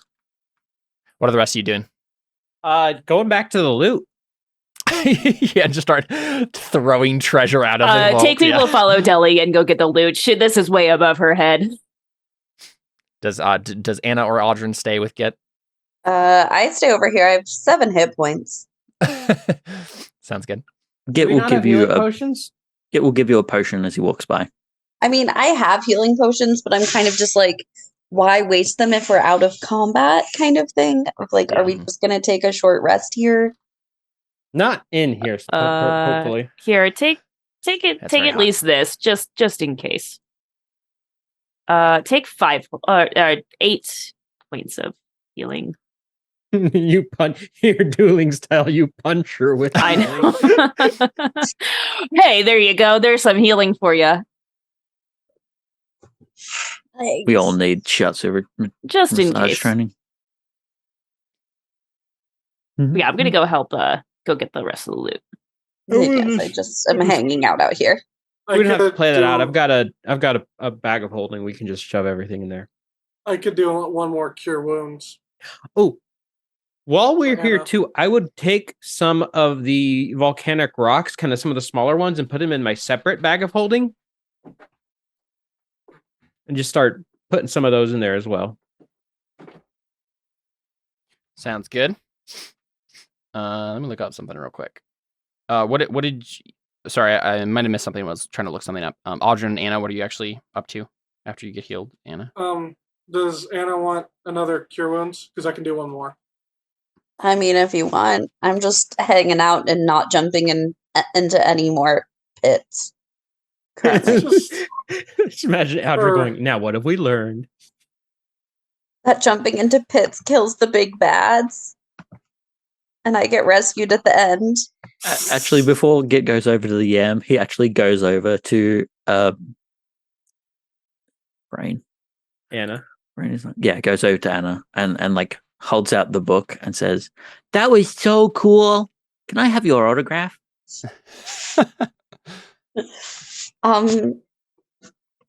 Okay. Wait, who is this chick? The yam says. Why do you want her autograph? I don't understand. An autograph is so cool. He just says so cool. Also, what is an autograph? An autograph is when one signs one's name in a book so as to convey importance to other people. Very good. I think about it for a second before signing, and I'm like, I sign it, and when you look at it, it says, Joanna of the Order of St. Cuthbert. She doesn't have a last name. Is this a formal thing? I don't know. Just Git seems ecstatic about it. And he like starts pottering off towards the yam. Okay. Yeah. In fact, he pulls out a quill and it's amazing how quickly you lose favor with Git. he pulls out the quill and adds to the end, bearer of the yam. Former bearer of the yam. No, it's an honorary title. You Once a bearer of the yam, always a bearer of the yam. So does Anna and Audrey go? Anna and Audrey go to help their friends like get all the loot, or just hang out? I'm staying over here near the exit. I just imagine Caleb's mostly asking because he's probably going to spring a trap here in just a second. No, that's not what it is. So he wants to make sure he knows who he's doing damage to. He's going to spring a trap on where Anna is, not where we are. I don't think that guy actually attacked us once. He didn't. No, he did not. That's really sad. By the time it got around to his turn, it's just par for the course with this campaign. It's fine. I didn't stun him. It's true. I completely like side note here. I think that like hundreds of years after this, when people tell the tales of Anna, I think the name is going to like combine with the word yam, so it's going to be more like Yama. Yama. Yeah. Amazing. Praise be. No, the combination of yam and Anna is actually Yanma. Okay. That's a Pokemon. They think you're a Pokemon. The Pokemon has wings, so it's not wrong. And it's very fast. Well, there you go. I think as long as Anna's okay now, or relatively okay. Yeah. Then she is relatively okay. Okay. I mean, who knows? If you leave her alone, she might jump into the pit again. Just for fun. You know, she's like, I got a ring of water walking. It'll be fine. I trust Anna's judgment. After that experience. Idea. I trust her judgment in short bursts. That's really big of you. Someone critically failed their insight check, but that's neither here nor there. So, Anna, I think you watch, right? As you're the only one who's seeing this, as Git like waddles up to the golden yam, right? And Git, you just like grab it? No, he doesn't grab it. He like looks at it and like pats it on the head and examines it. And like sits cross-legged in front of it. Do you want to make an investigation check? Certainly. Okay. Nothing physical about it seems out of the ordinary or would help you in any of the situations you're finding yourself wanting to use it in. But you could always try something else to get some information out of this thing. Or out of the yam. Yeah, I mean, Git like kind of squats in front of it, sits down on the ground, and probably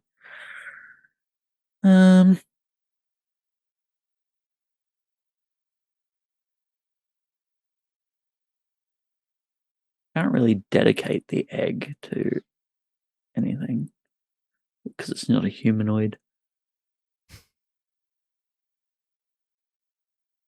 I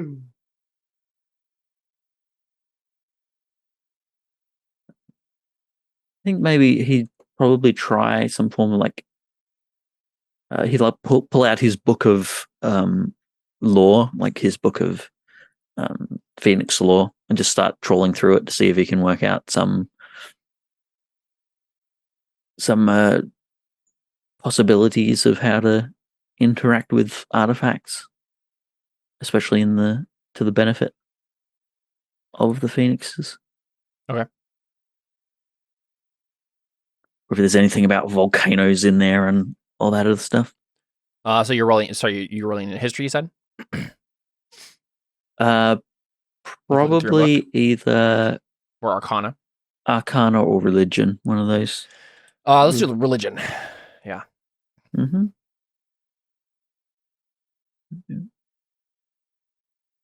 Religion. Can I assist? Yeah, that's actually one of the reasons I was asking, but it probably doesn't matter. Yeah, that's 17.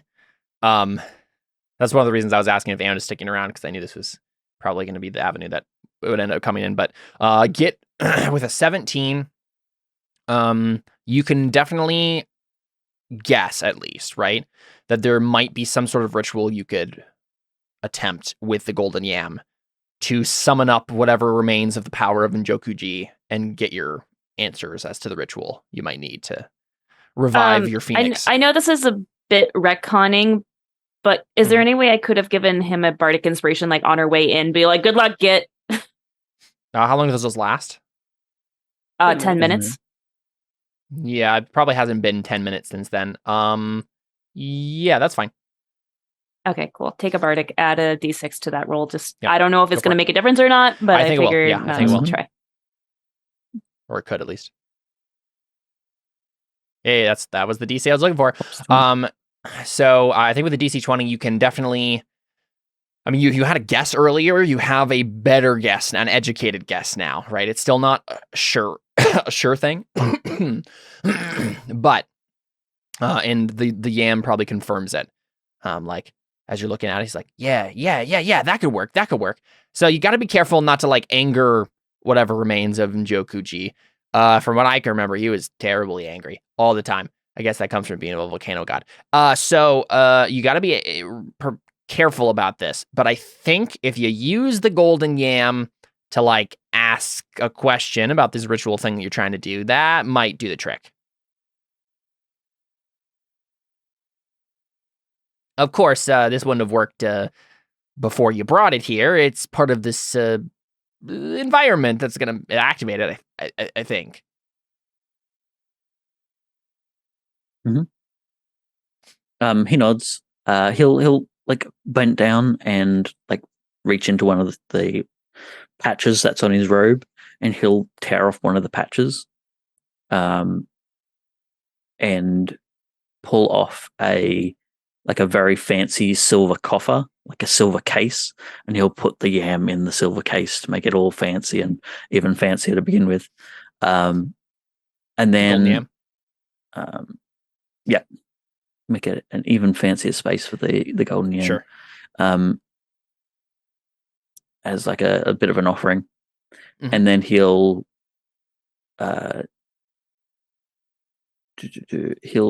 he does have ceremony as a spell, so he'll like base it on that. And then he'll just like go through a few short rites and then like ask this question of Unjokuji. How do you make a phoenix egg rise? Yeah. I think with your spell and the like case and all that stuff, I think you can take advantage. But I think it's another religion check, probably, right? Because religion to know the thing, and now religion to do the ritual properly. Mm-hmm. If Git waits for people to return. I mean, we probably just see like you guys like dumping treasure out of the vault, right? But I think like Unless we're probably done right around that point, and we're like, okay. Unless Git makes a point of waiting for you guys, I think you're just finishing up as he's doing this ritual. Okay. Mm-hmm. So if something goes wrong, you guys will be finished with what you're doing and can help, but you're not like technically over there yet. Okay. Religion. Ooh. Good thing I had the advantage. Yeah, good thing you had advantage. That'd have been bad. Okay, so I think what we see is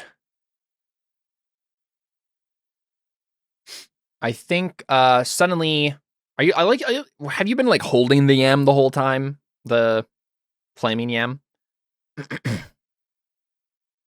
Yeah, I'm probably putting me on my shoulder at some point if he's small enough.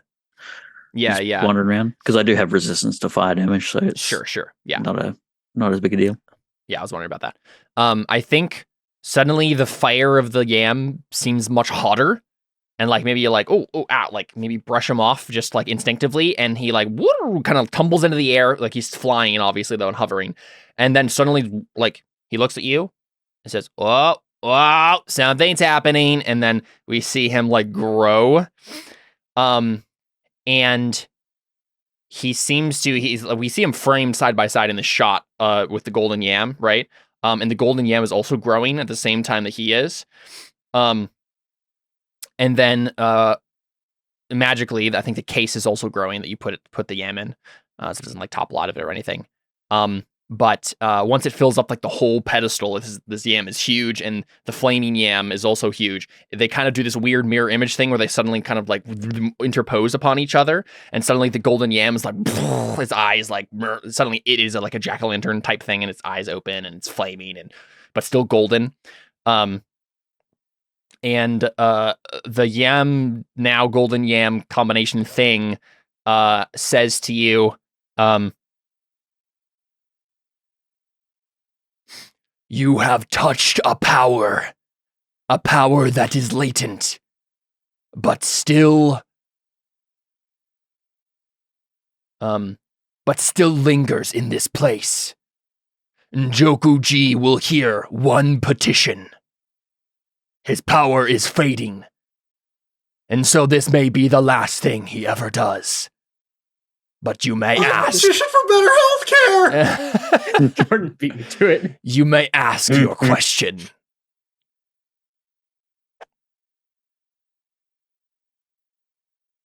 Yes, everybody hears this. Probably I think for all intents and purposes, this thing now has tongues. So you all heard that too. It was speaking in the language of the As gods. a flame flickers and dies. Have you heard of our savior, Dragonborn Jesus? Fool, I am your savior. Sorry, what were you saying, Kid? As a flame flickers and dies, what a better way for it to be reborn? The phoenix rises from the ashes, an intriguing creature. How do you make a phoenix egg rise? Yeah, I think the yam says, "You give it the power of a god, of course. Is this what you want, Git? Will this phoenix rise to divinity? Or at least a semblance of it? More powerful than any ordinary phoenix, certainly. But not without its risks and its dangers. Touching this power is dangerous."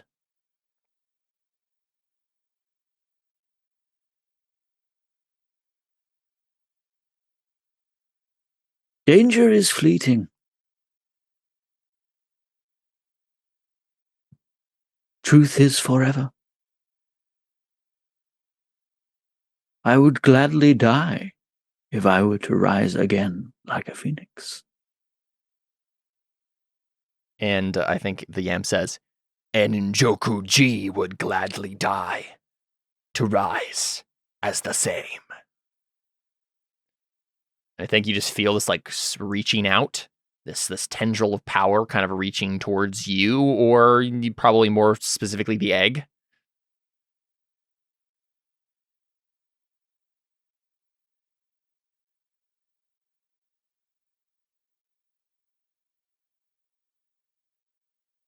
The egg is my friend. You must be also. Do you like eggs? I don't think the power is answering you anymore. I think it's just reaching. And I think the face on the golden yam kind of disappears. And as this power it's kind of like a tendril of flame that's like flickering through the air like a whip. The golden yam is shrinking again. But like, that like now would be the time to like raise up the phoenix egg and like let it touch the power.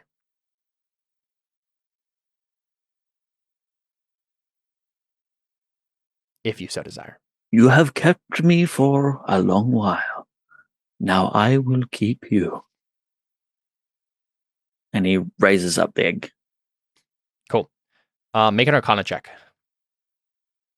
Circle of life. And it burns us all. In fact, I'll. In fact, he doesn't actually raise the egg up. Git'll use his bonus action to give himself the elemental gift and gain a flying speed. And so he'll float up to where it needs to be. Yeah. Good luck. Let's see. It's not a Arcana check. I don't think you have Don't know if advantage anyone's naturally got on this, but you could try to lobby for it in some way. Mm-hmm. I think as Git floats up, he'll have the egg in one hand and his book of lore in the other, and he'll start just like reciting passages or sections from the book about different things that are important to phoenixes and how they should be raised and how the mother tends to the young or prepares for its rise. Yeah.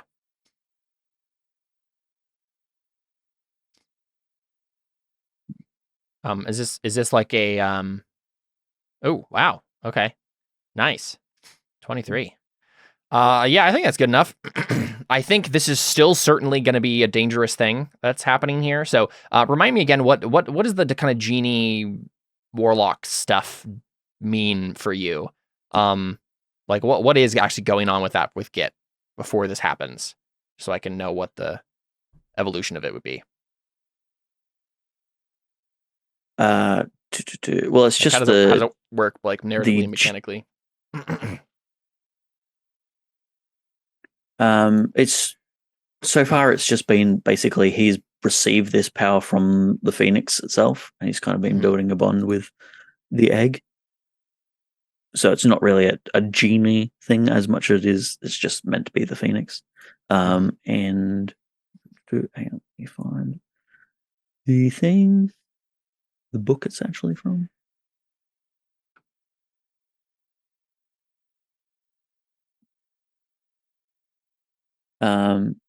So far, yeah, it gives me like I can hop in the egg and do all weird stuff like that, and fly and resistance to fire and the other thing.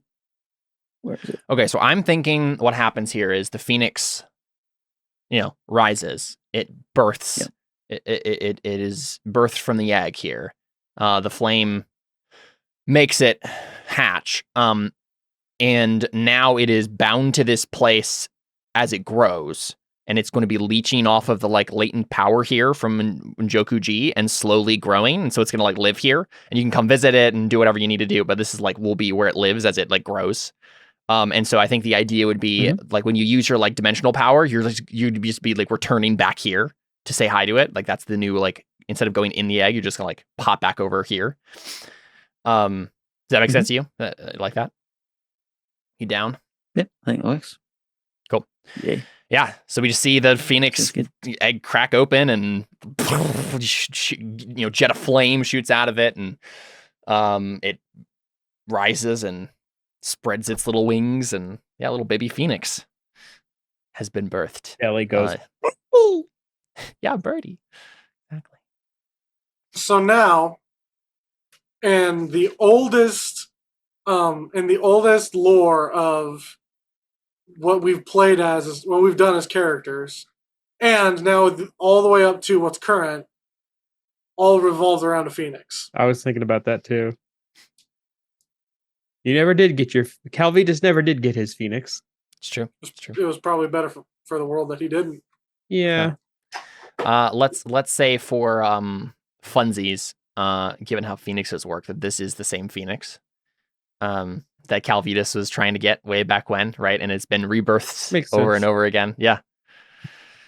Just for funsies.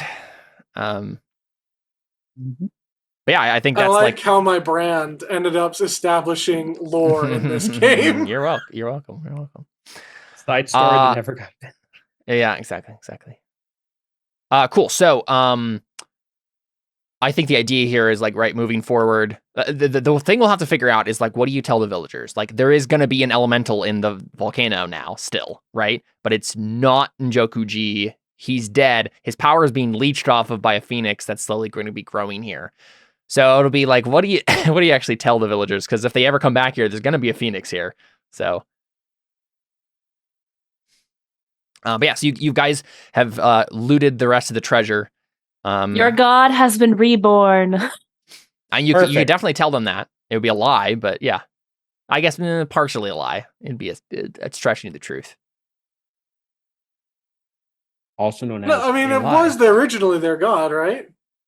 Yeah, but like the phoenix actually isn't becoming Njoku-ji.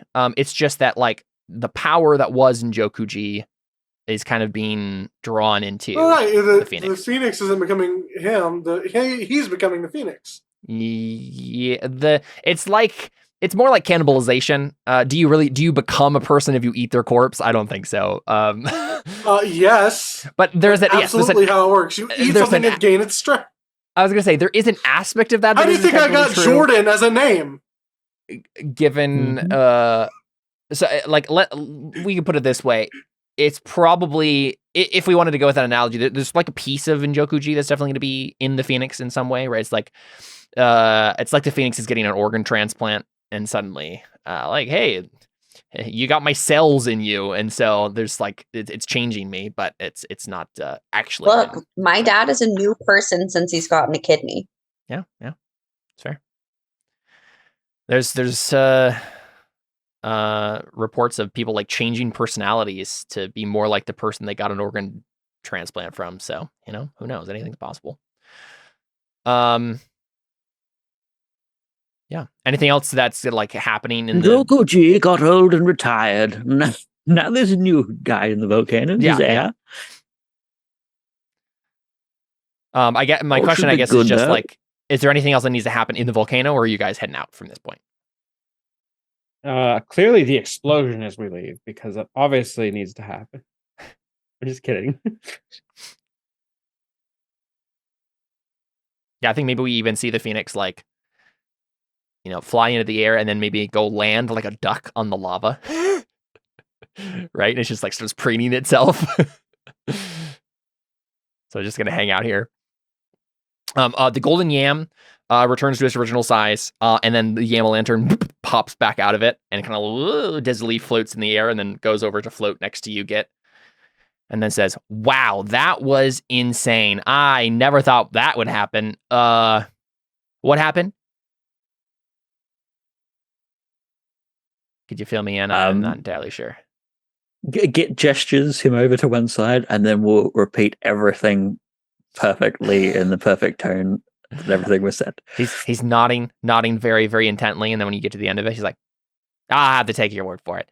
All right, well, where are we going next, Git? Git points to the exit. Very good, very good. Please don't eat me. And then we just see him float towards the exit. Yeah, I think this guy is just gonna come with you for now on, because I like him.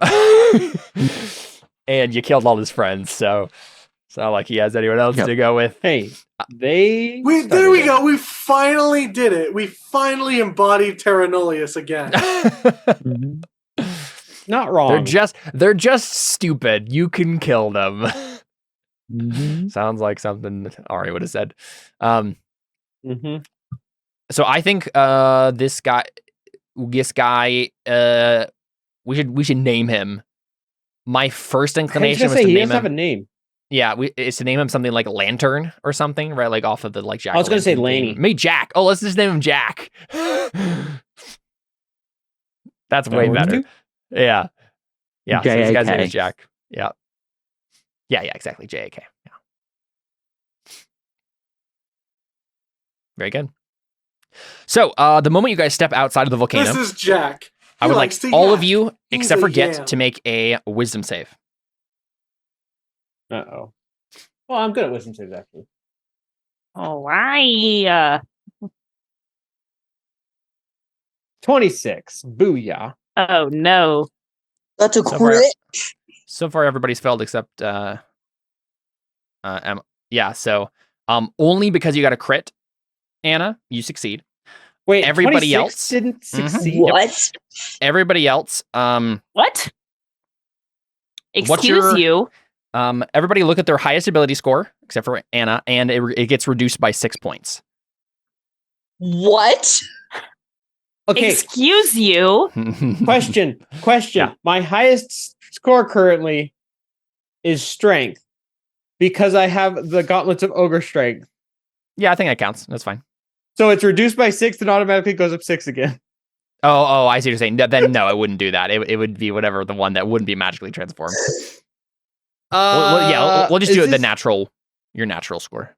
Well, here's the Excuse problem. you, I have Caleb. 2. I have Constitution or I have Wisdom. Let's do Constitution. Both of those I need. Yeah, let's do Constitution. Suddenly, Deli, you feel this like sick temporary? and fraily. Or frail and sick. temporary? I feel so weak. We can talk about it after we is do the cool. damage. Well, no, because I have to know because this affects my hit points. Mm-hmm. For all intents and purposes, right now it's not going to go away in a long rest. It's not going to be like a, just cast lesser restoration or anything like that. It is. I have greater restoration. Yeah, not even greater restoration, but yeah. What? How rude. Mm-hmm. Is this because we stole all the stuff? This is because we stole all the stuff. Also, You Let's don't go know. bring What back is all the anyway? things. Let's go bring back everything. Is that what you guys actually do? So, I mean, all of this happens, like, think Anna, so. it doesn't happen to you. You do feel a weight on your mind. Like, all of you feel this as you, like, leave the chamber, right? But, yeah. Well, I'd be interested if it is that, because I only took one thing. So unless it just affects anybody who took anything. Okay, I guess. yeah. So, I was just kind of assuming that because of encumbrance and stuff, everyone was, like, carrying stuff out.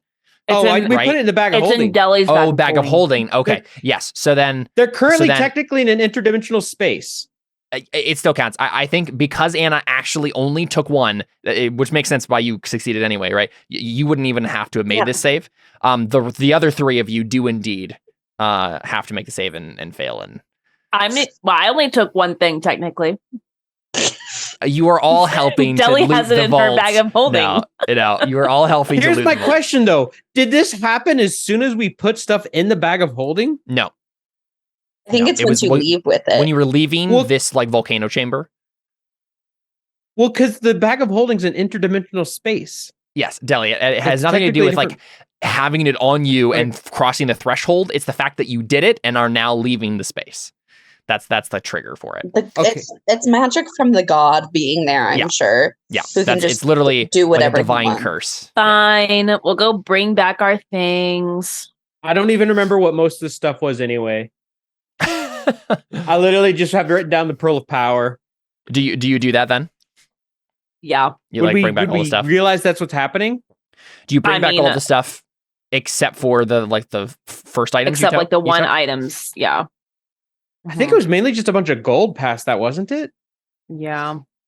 There was a bunch of magic items. Well, no, there was quite a few items. Yeah.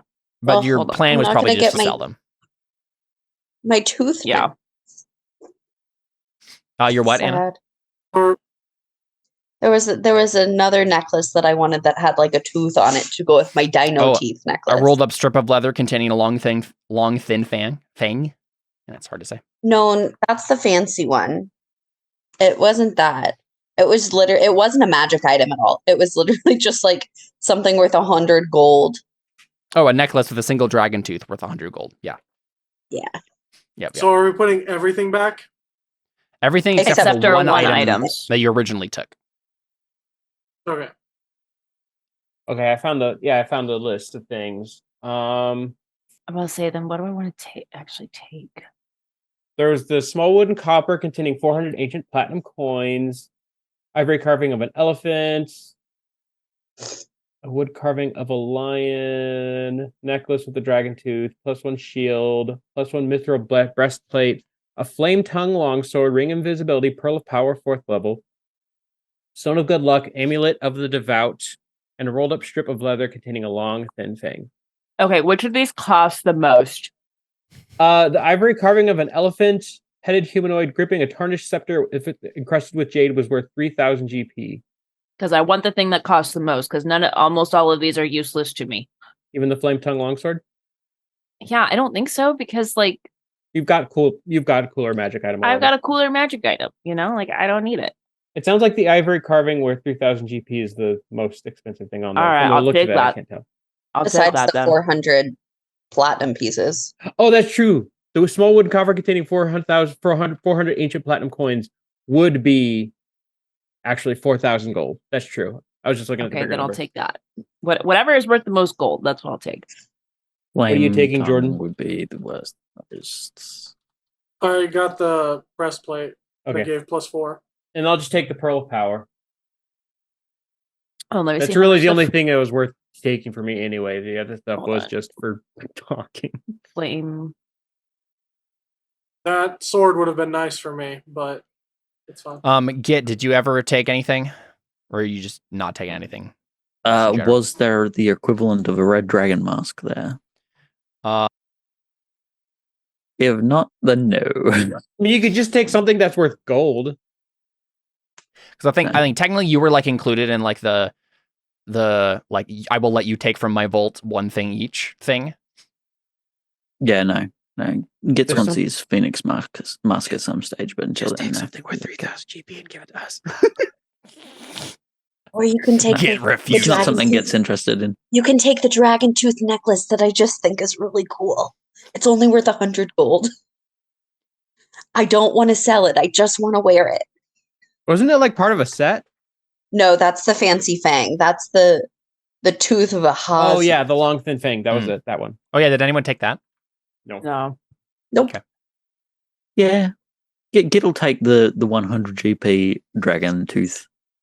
I just think it's really cool. Yeah. I'd be like, nice pick, Git. And then he'll give it to Anna as a gift. Because now he's got your autograph. Dragon tooth necklace. Oh, I can't believe I was blotted out of your thing just because I was trying to protect you. How rude. Wow. They weren't attacking Git. But they were though. Git's very black and white. They weren't attacking him. He definitely wasn't attacking them at any point at any stage. Never happened. Mm-hmm. Yeah, you know what? I think I just need to like talk some sense into Git. Out of curiosity, what was the save for that? DC 30. So if I'd had Bardic Inspiration, I could have broke it. Yep. And I had pretty much all of it in my bag of holding. Darn it. Actually, would the Flame Tongue Greatsword be worth 5,000 GP? Oh, I don't know. I think it might be. I don't know. I don't remember. That sounds kind of correct. But you'd also have to find someone who could buy it for that much. Yeah. Which would be like my only thing versus just having the... Right, having like the 400 just the coin pieces, yeah. It's not in the magic item list that Caleb gave us. It's not in there.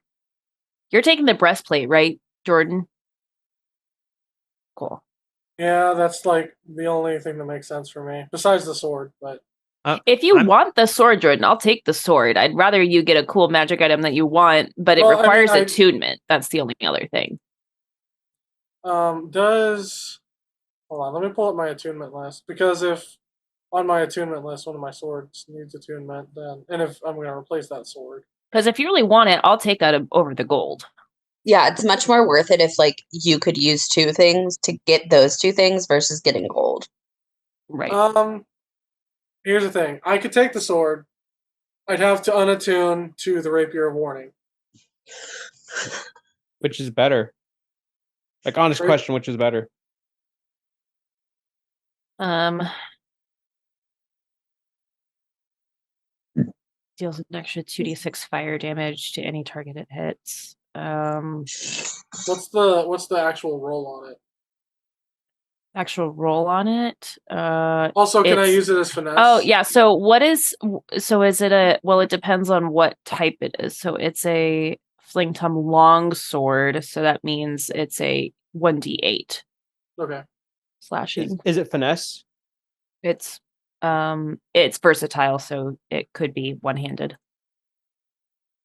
So finesse. But it's not a finesse weapon though, but it can be one-handed. Okay. It just means you couldn't get sneak attack with it. Well, yeah, because I was just because I prefer to use dexterity instead of then the long sword probably actually wouldn't benefit you then. Sounds good. I'll just take yeah, you guys head out. Do we feel better this time? Yep, you're all fine. Not guilt-ridden. Indeed. Cool. I got an extra 4,000 gold. Not complaining. Oh yeah, wait, how much does that weigh? Bag of holding doesn't matter. Oh, that's true. And not just 4,000 gold, but a cool little box. Yes. Very true. I'll store all of the love letters that I don't have. Cool. You guys have to convince the village of Somadina that you did not just kill their god 2 different ways. He killed himself. He jumped in the lava. What can we do? We were just trying to talk to him when all of a sudden he just jumped right in. Let's say he just But wait, he's a fire god. Why would that? It doesn't matter. No, he jumped in. He died just Anna jumping followed in. him. Well, so that's the weird thing. The volcano was full of water. Don't know why.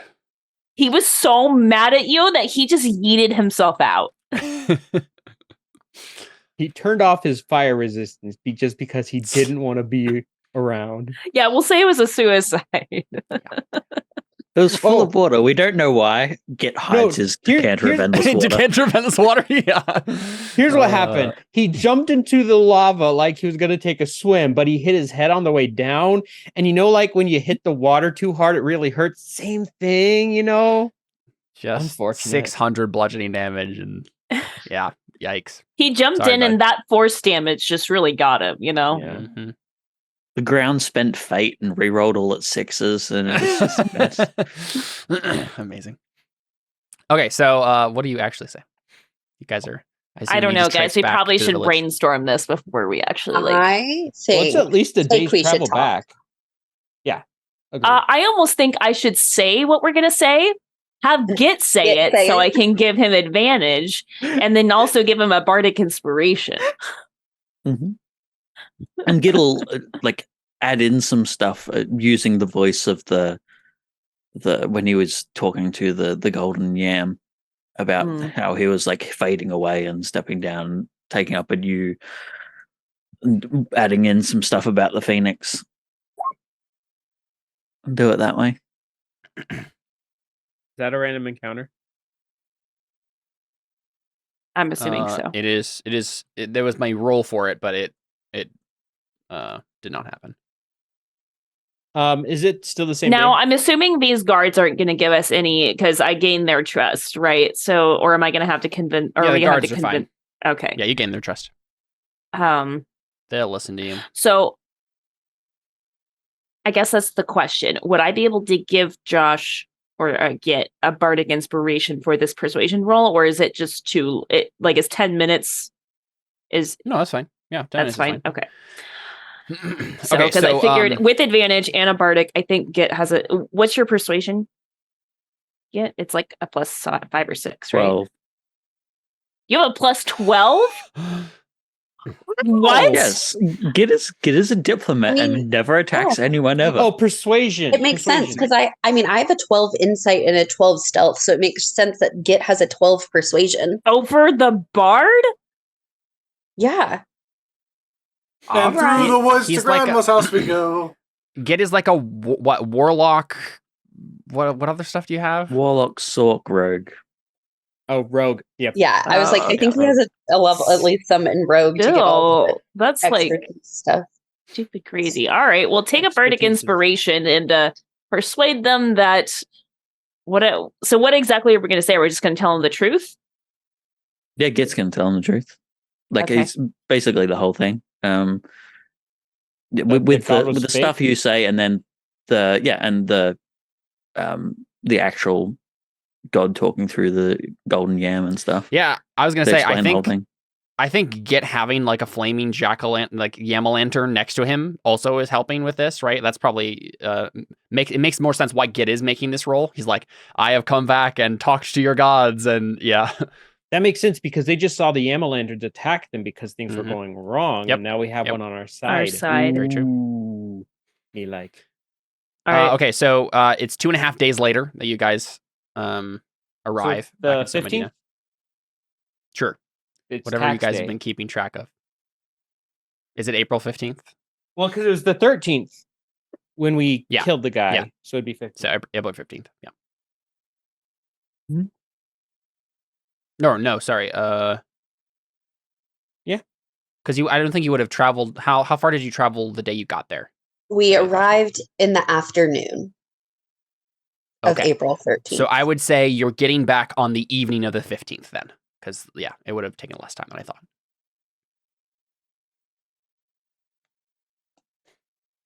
Cool. Yeah, so if Git, you want to do that? Yep. And Git will guidance himself as well as they roll into it. Well, guidance only lasts for a round, though. Yeah, but I can silent cast it. So you can just do it constantly every round. There you go. That'll do it. Yeah. Mm-hmm. Okay, so I think the thing that happens right when you guys show up is obviously everyone's like, it's an elemental, following Git, and the chieftain and the Elusi master come up to you guys, and the chieftain says, I sense that it went well. Please tell us. Also, I would have had to say all this in their language, right? Or is common? In Abyssal, okay? Yeah, that makes sense. I mean, you could do it in common, like they know, like the chieftain knows common, but it'd probably be more effective if you did it in Abyssal. Yeah, so I Well, you can say it in whatever you like, because I'll just tongues it. Just do tongues, that's okay. There you go. Go for it. That works. So he says, we have not felt a tremor since since the appointed time. I assume that things have gone well then. Mm-hmm.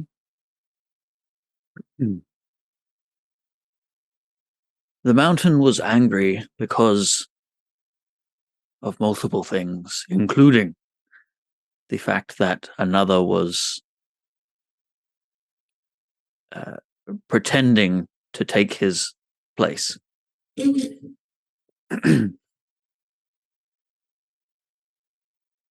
Having dispatched with the imposter, we were able to consult with what's his name? Njokuji. Njokuji.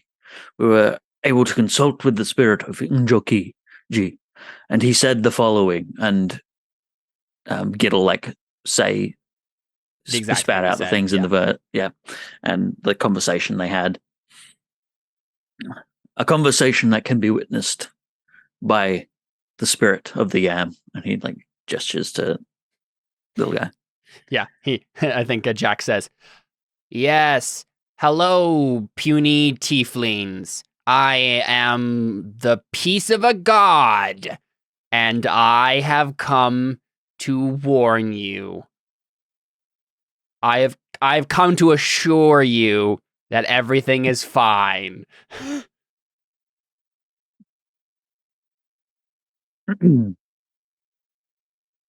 Njokulji has chosen an heir who now resides building strength to care for you and watch over you for the years to come. Make that roll, and this will be the difference between you stole our god and replaced it with your own weird phoenix thing, or, oh, this phoenix is the living reincarnation of our beautiful god, and we should care for it forever. And so he has a D4, a D6, And advantage. And advantage. And another D4 from me. Why? Give Is guidance it- too? Yeah. I could Well, technically probably cast we're gonna do guidance, one but guidance. that Yeah, only but is for a round. Same spell doesn't stack. Oh, yeah. Okay. And my subtle one probably works better. Yeah. Okay. Advantage, persuasion. And I'll roll the D4 and the D6 first. So that way. Ooh, mixing it up. Really building the tension here. Wow. Yeah. At least we have our. Oof. Oh. Yeah, it was about even. I'm gonna make sure my spells are. Oh, 35. he broke 35. I think a 35 probably does it. You almost crit. He broke 30. Almost, yeah. Yeah. So, I mean, I think basically what's happening now, right, is the tieflings are now going to treat the phoenix as if it's maybe not. And I think, like, you can have control over this. I assume you probably don't want them to actually view it as a god. No, he'd prefer them view it as Right. Yeah. So it's like a revered a steward. Yeah, like a steward of the volcano, and yeah. So, they want to be they're going to be reverent and respectful of the phoenix and like feed it and stuff, right? Like that's they're now dedicated to the phoenix. But they view it as like not necessarily the heir of Njokuji, but like his parting gift to them, right? To look after them, sort of a thing. Yeah. Cool. Well, that went really well.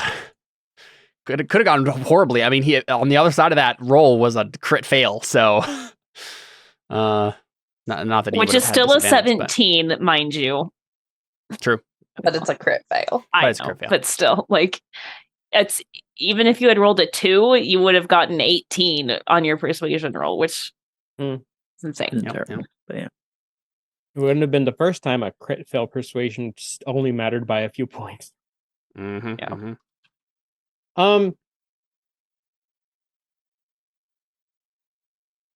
And Yeah, does and this so- successfully get them like on our side as Yeah, well? I think so. Right, because that was the whole point, right? Is like, I think didn't he like say something to that effect? He was basically like, we would love to, because I think you explained to him what your need was, right? Right. And he's like, As I we'd remember. love to, but we So haven't live got to, but angry we at have us. to figure, we have to figure this out first. And I think, especially with the 35, like I think everybody's on board with this, and they're like, "That's great, awesome." And we have a phoenix too. This is awesome. Like this is better than we could have ever imagined.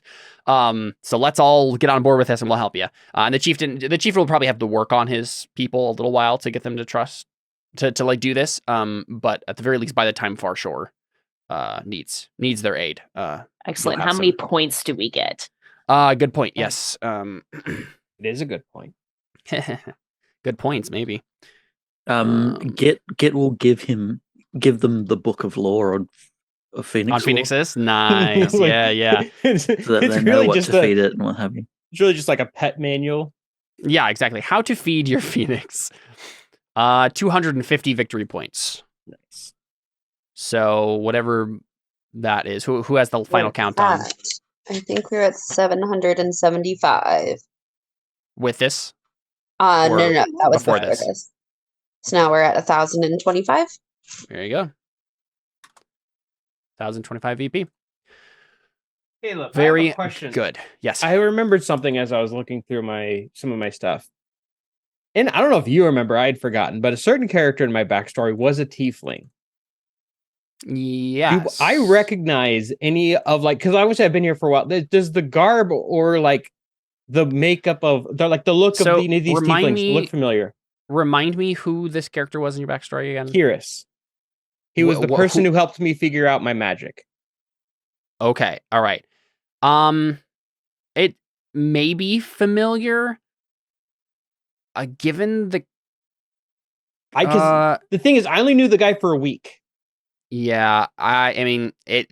I don't think Deli can distinguish between tribal affectations, right? So it's okay. So in that case, Deli would probably go up to so. Takui knows how to speak the language, then, right? Mm-hmm. So Deli would go up to Takui because he probably the reason it hasn't come up before is before they were kind of a little antagonistic towards us, so she wouldn't have wanted to ask then. But she goes up to Takui and say, Takui, could I ask you a favor? Sure. Could you ask the tribal leader if he's heard of a tiefling named Kiris? Takui in her brain is like, because all tieflings know each other. I haven't seen tieflings a lot. No, but that she just thinks that in her brain. But I mean, she's like, sure, because tieflings aren't like too common in the area, are they? They are in Africa. They are the most common thing in the area. Oh, so it wouldn't have necessarily been okay. We just haven't run into a lot then. And you're also, I mean, you guys have run into plenty. You've also you're 2,000 miles away from. Okay, fair enough. Okay, it's just I forgot he was a tiefling, so I never thought to bring it up. I if Deli had brought this up, I think no matter what, the guys are just gonna be absolutely not. We've never heard that name. Okay, never mind. In our lives, I just remembered that's a character that is. I forgot. I knew he existed. I forgot he was a tiefling. Yeah, tieflings are all over Africa. So. Okay, never mind. Let's say that's racist. Yeah, we know about 5 Kirises. It's like John. Right, yeah.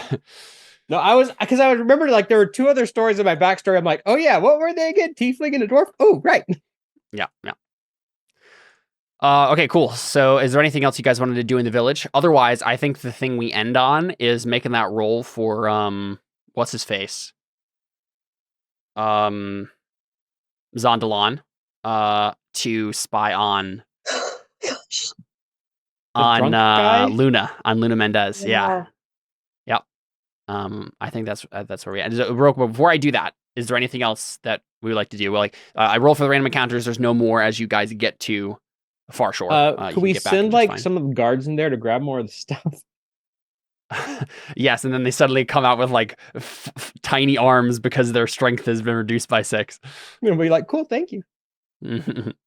No.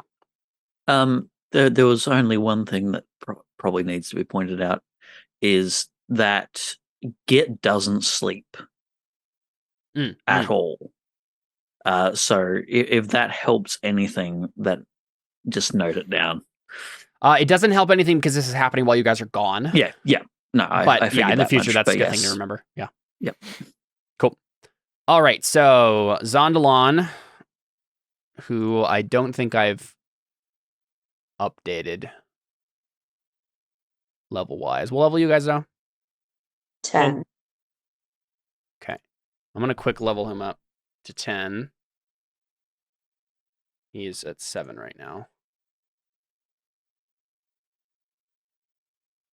He doesn't have anything special particularly. Could make a difference though, because I think at level 8 usually you get plus 1 or 2 in your stats. Yeah, he's increasing his constitution and charisma to get more bonuses in them. Both of them can be increased. Okay. So he is going to make a what check? Investigation, I think. Wait, no. Stealth. Because he needs to spy on Luna without her noticing, right? I guess that's the idea. Yeah. Okay. Whatever. I think you should pick that he has to roll whatever he's best at. No, he cannot roll acrobatics or sleight of hand to do this. I don't think. He's spying on her while doing magic tricks. Awesome. He's hiding himself in his own pocket so she can't see him. Wow. He just sleight of hands his entire body into his own pocket. He hides himself behind her ear. Secretly, Adrim had invented the bug, and he's been slipping it on all her her pockets, under all the lamps. If Adrim was able to make like a listening device, then that would certainly have been a thing you could have tried. But I actually have a question. yes. If Deli became a bug that's small enough to fit in a bag of holding, can Deli like go inside of the bag of holding? You can technically go in. Sure. You have like 10 minutes of air, I believe, is how it works. But Wouldn't it technically, be yes. that there anything long you would like plus to do however with long this? You can hold your breath. Yes, plus there that. is something I I'd think like so, to yeah. do with this. I'd like to retain this information so that I can keep it in mind for the future in Okay. case it ever becomes relevant. In case you need to shove Deli into a bag of holding as a mosquito. All right. Here is Zondalan's roll. And then which one would you like me to roll first? His roll or her roll? Her roll. Okay. So her roll is a Oh my 27. It is definitely possible for him to succeed on this, but unlikely. You don't say. Nope. Okay, so this is where we end. He's drunk. You guys show back up in Farshore. Farshore seems to be in a whole big thing here. There are people. It's not like the streets are rioting or anything, but there's obviously something has happened, right? And when you go like ask Lavinia, like, whoa, what happened? Lavinia looks at you and says, Zon was murdered. And he's not coming back when we try to resurrect him. And that's where we cut. Wait, what day is this then? You know what? I don't think she says murdered. I think she just said, we know that he was murdered. But I think she just says Zon is dead and he's not like coming back to resurrection. I think probably the people in Farshore are going to think like, oh, he just committed suicide because he was depressed and drunk and stuff, right? But like, yeah, that's what happens when you get back. How many? Well, that's depressing. Mm-hmm. What? Yep. And that is where we'll leave off for Terra Invicta this time.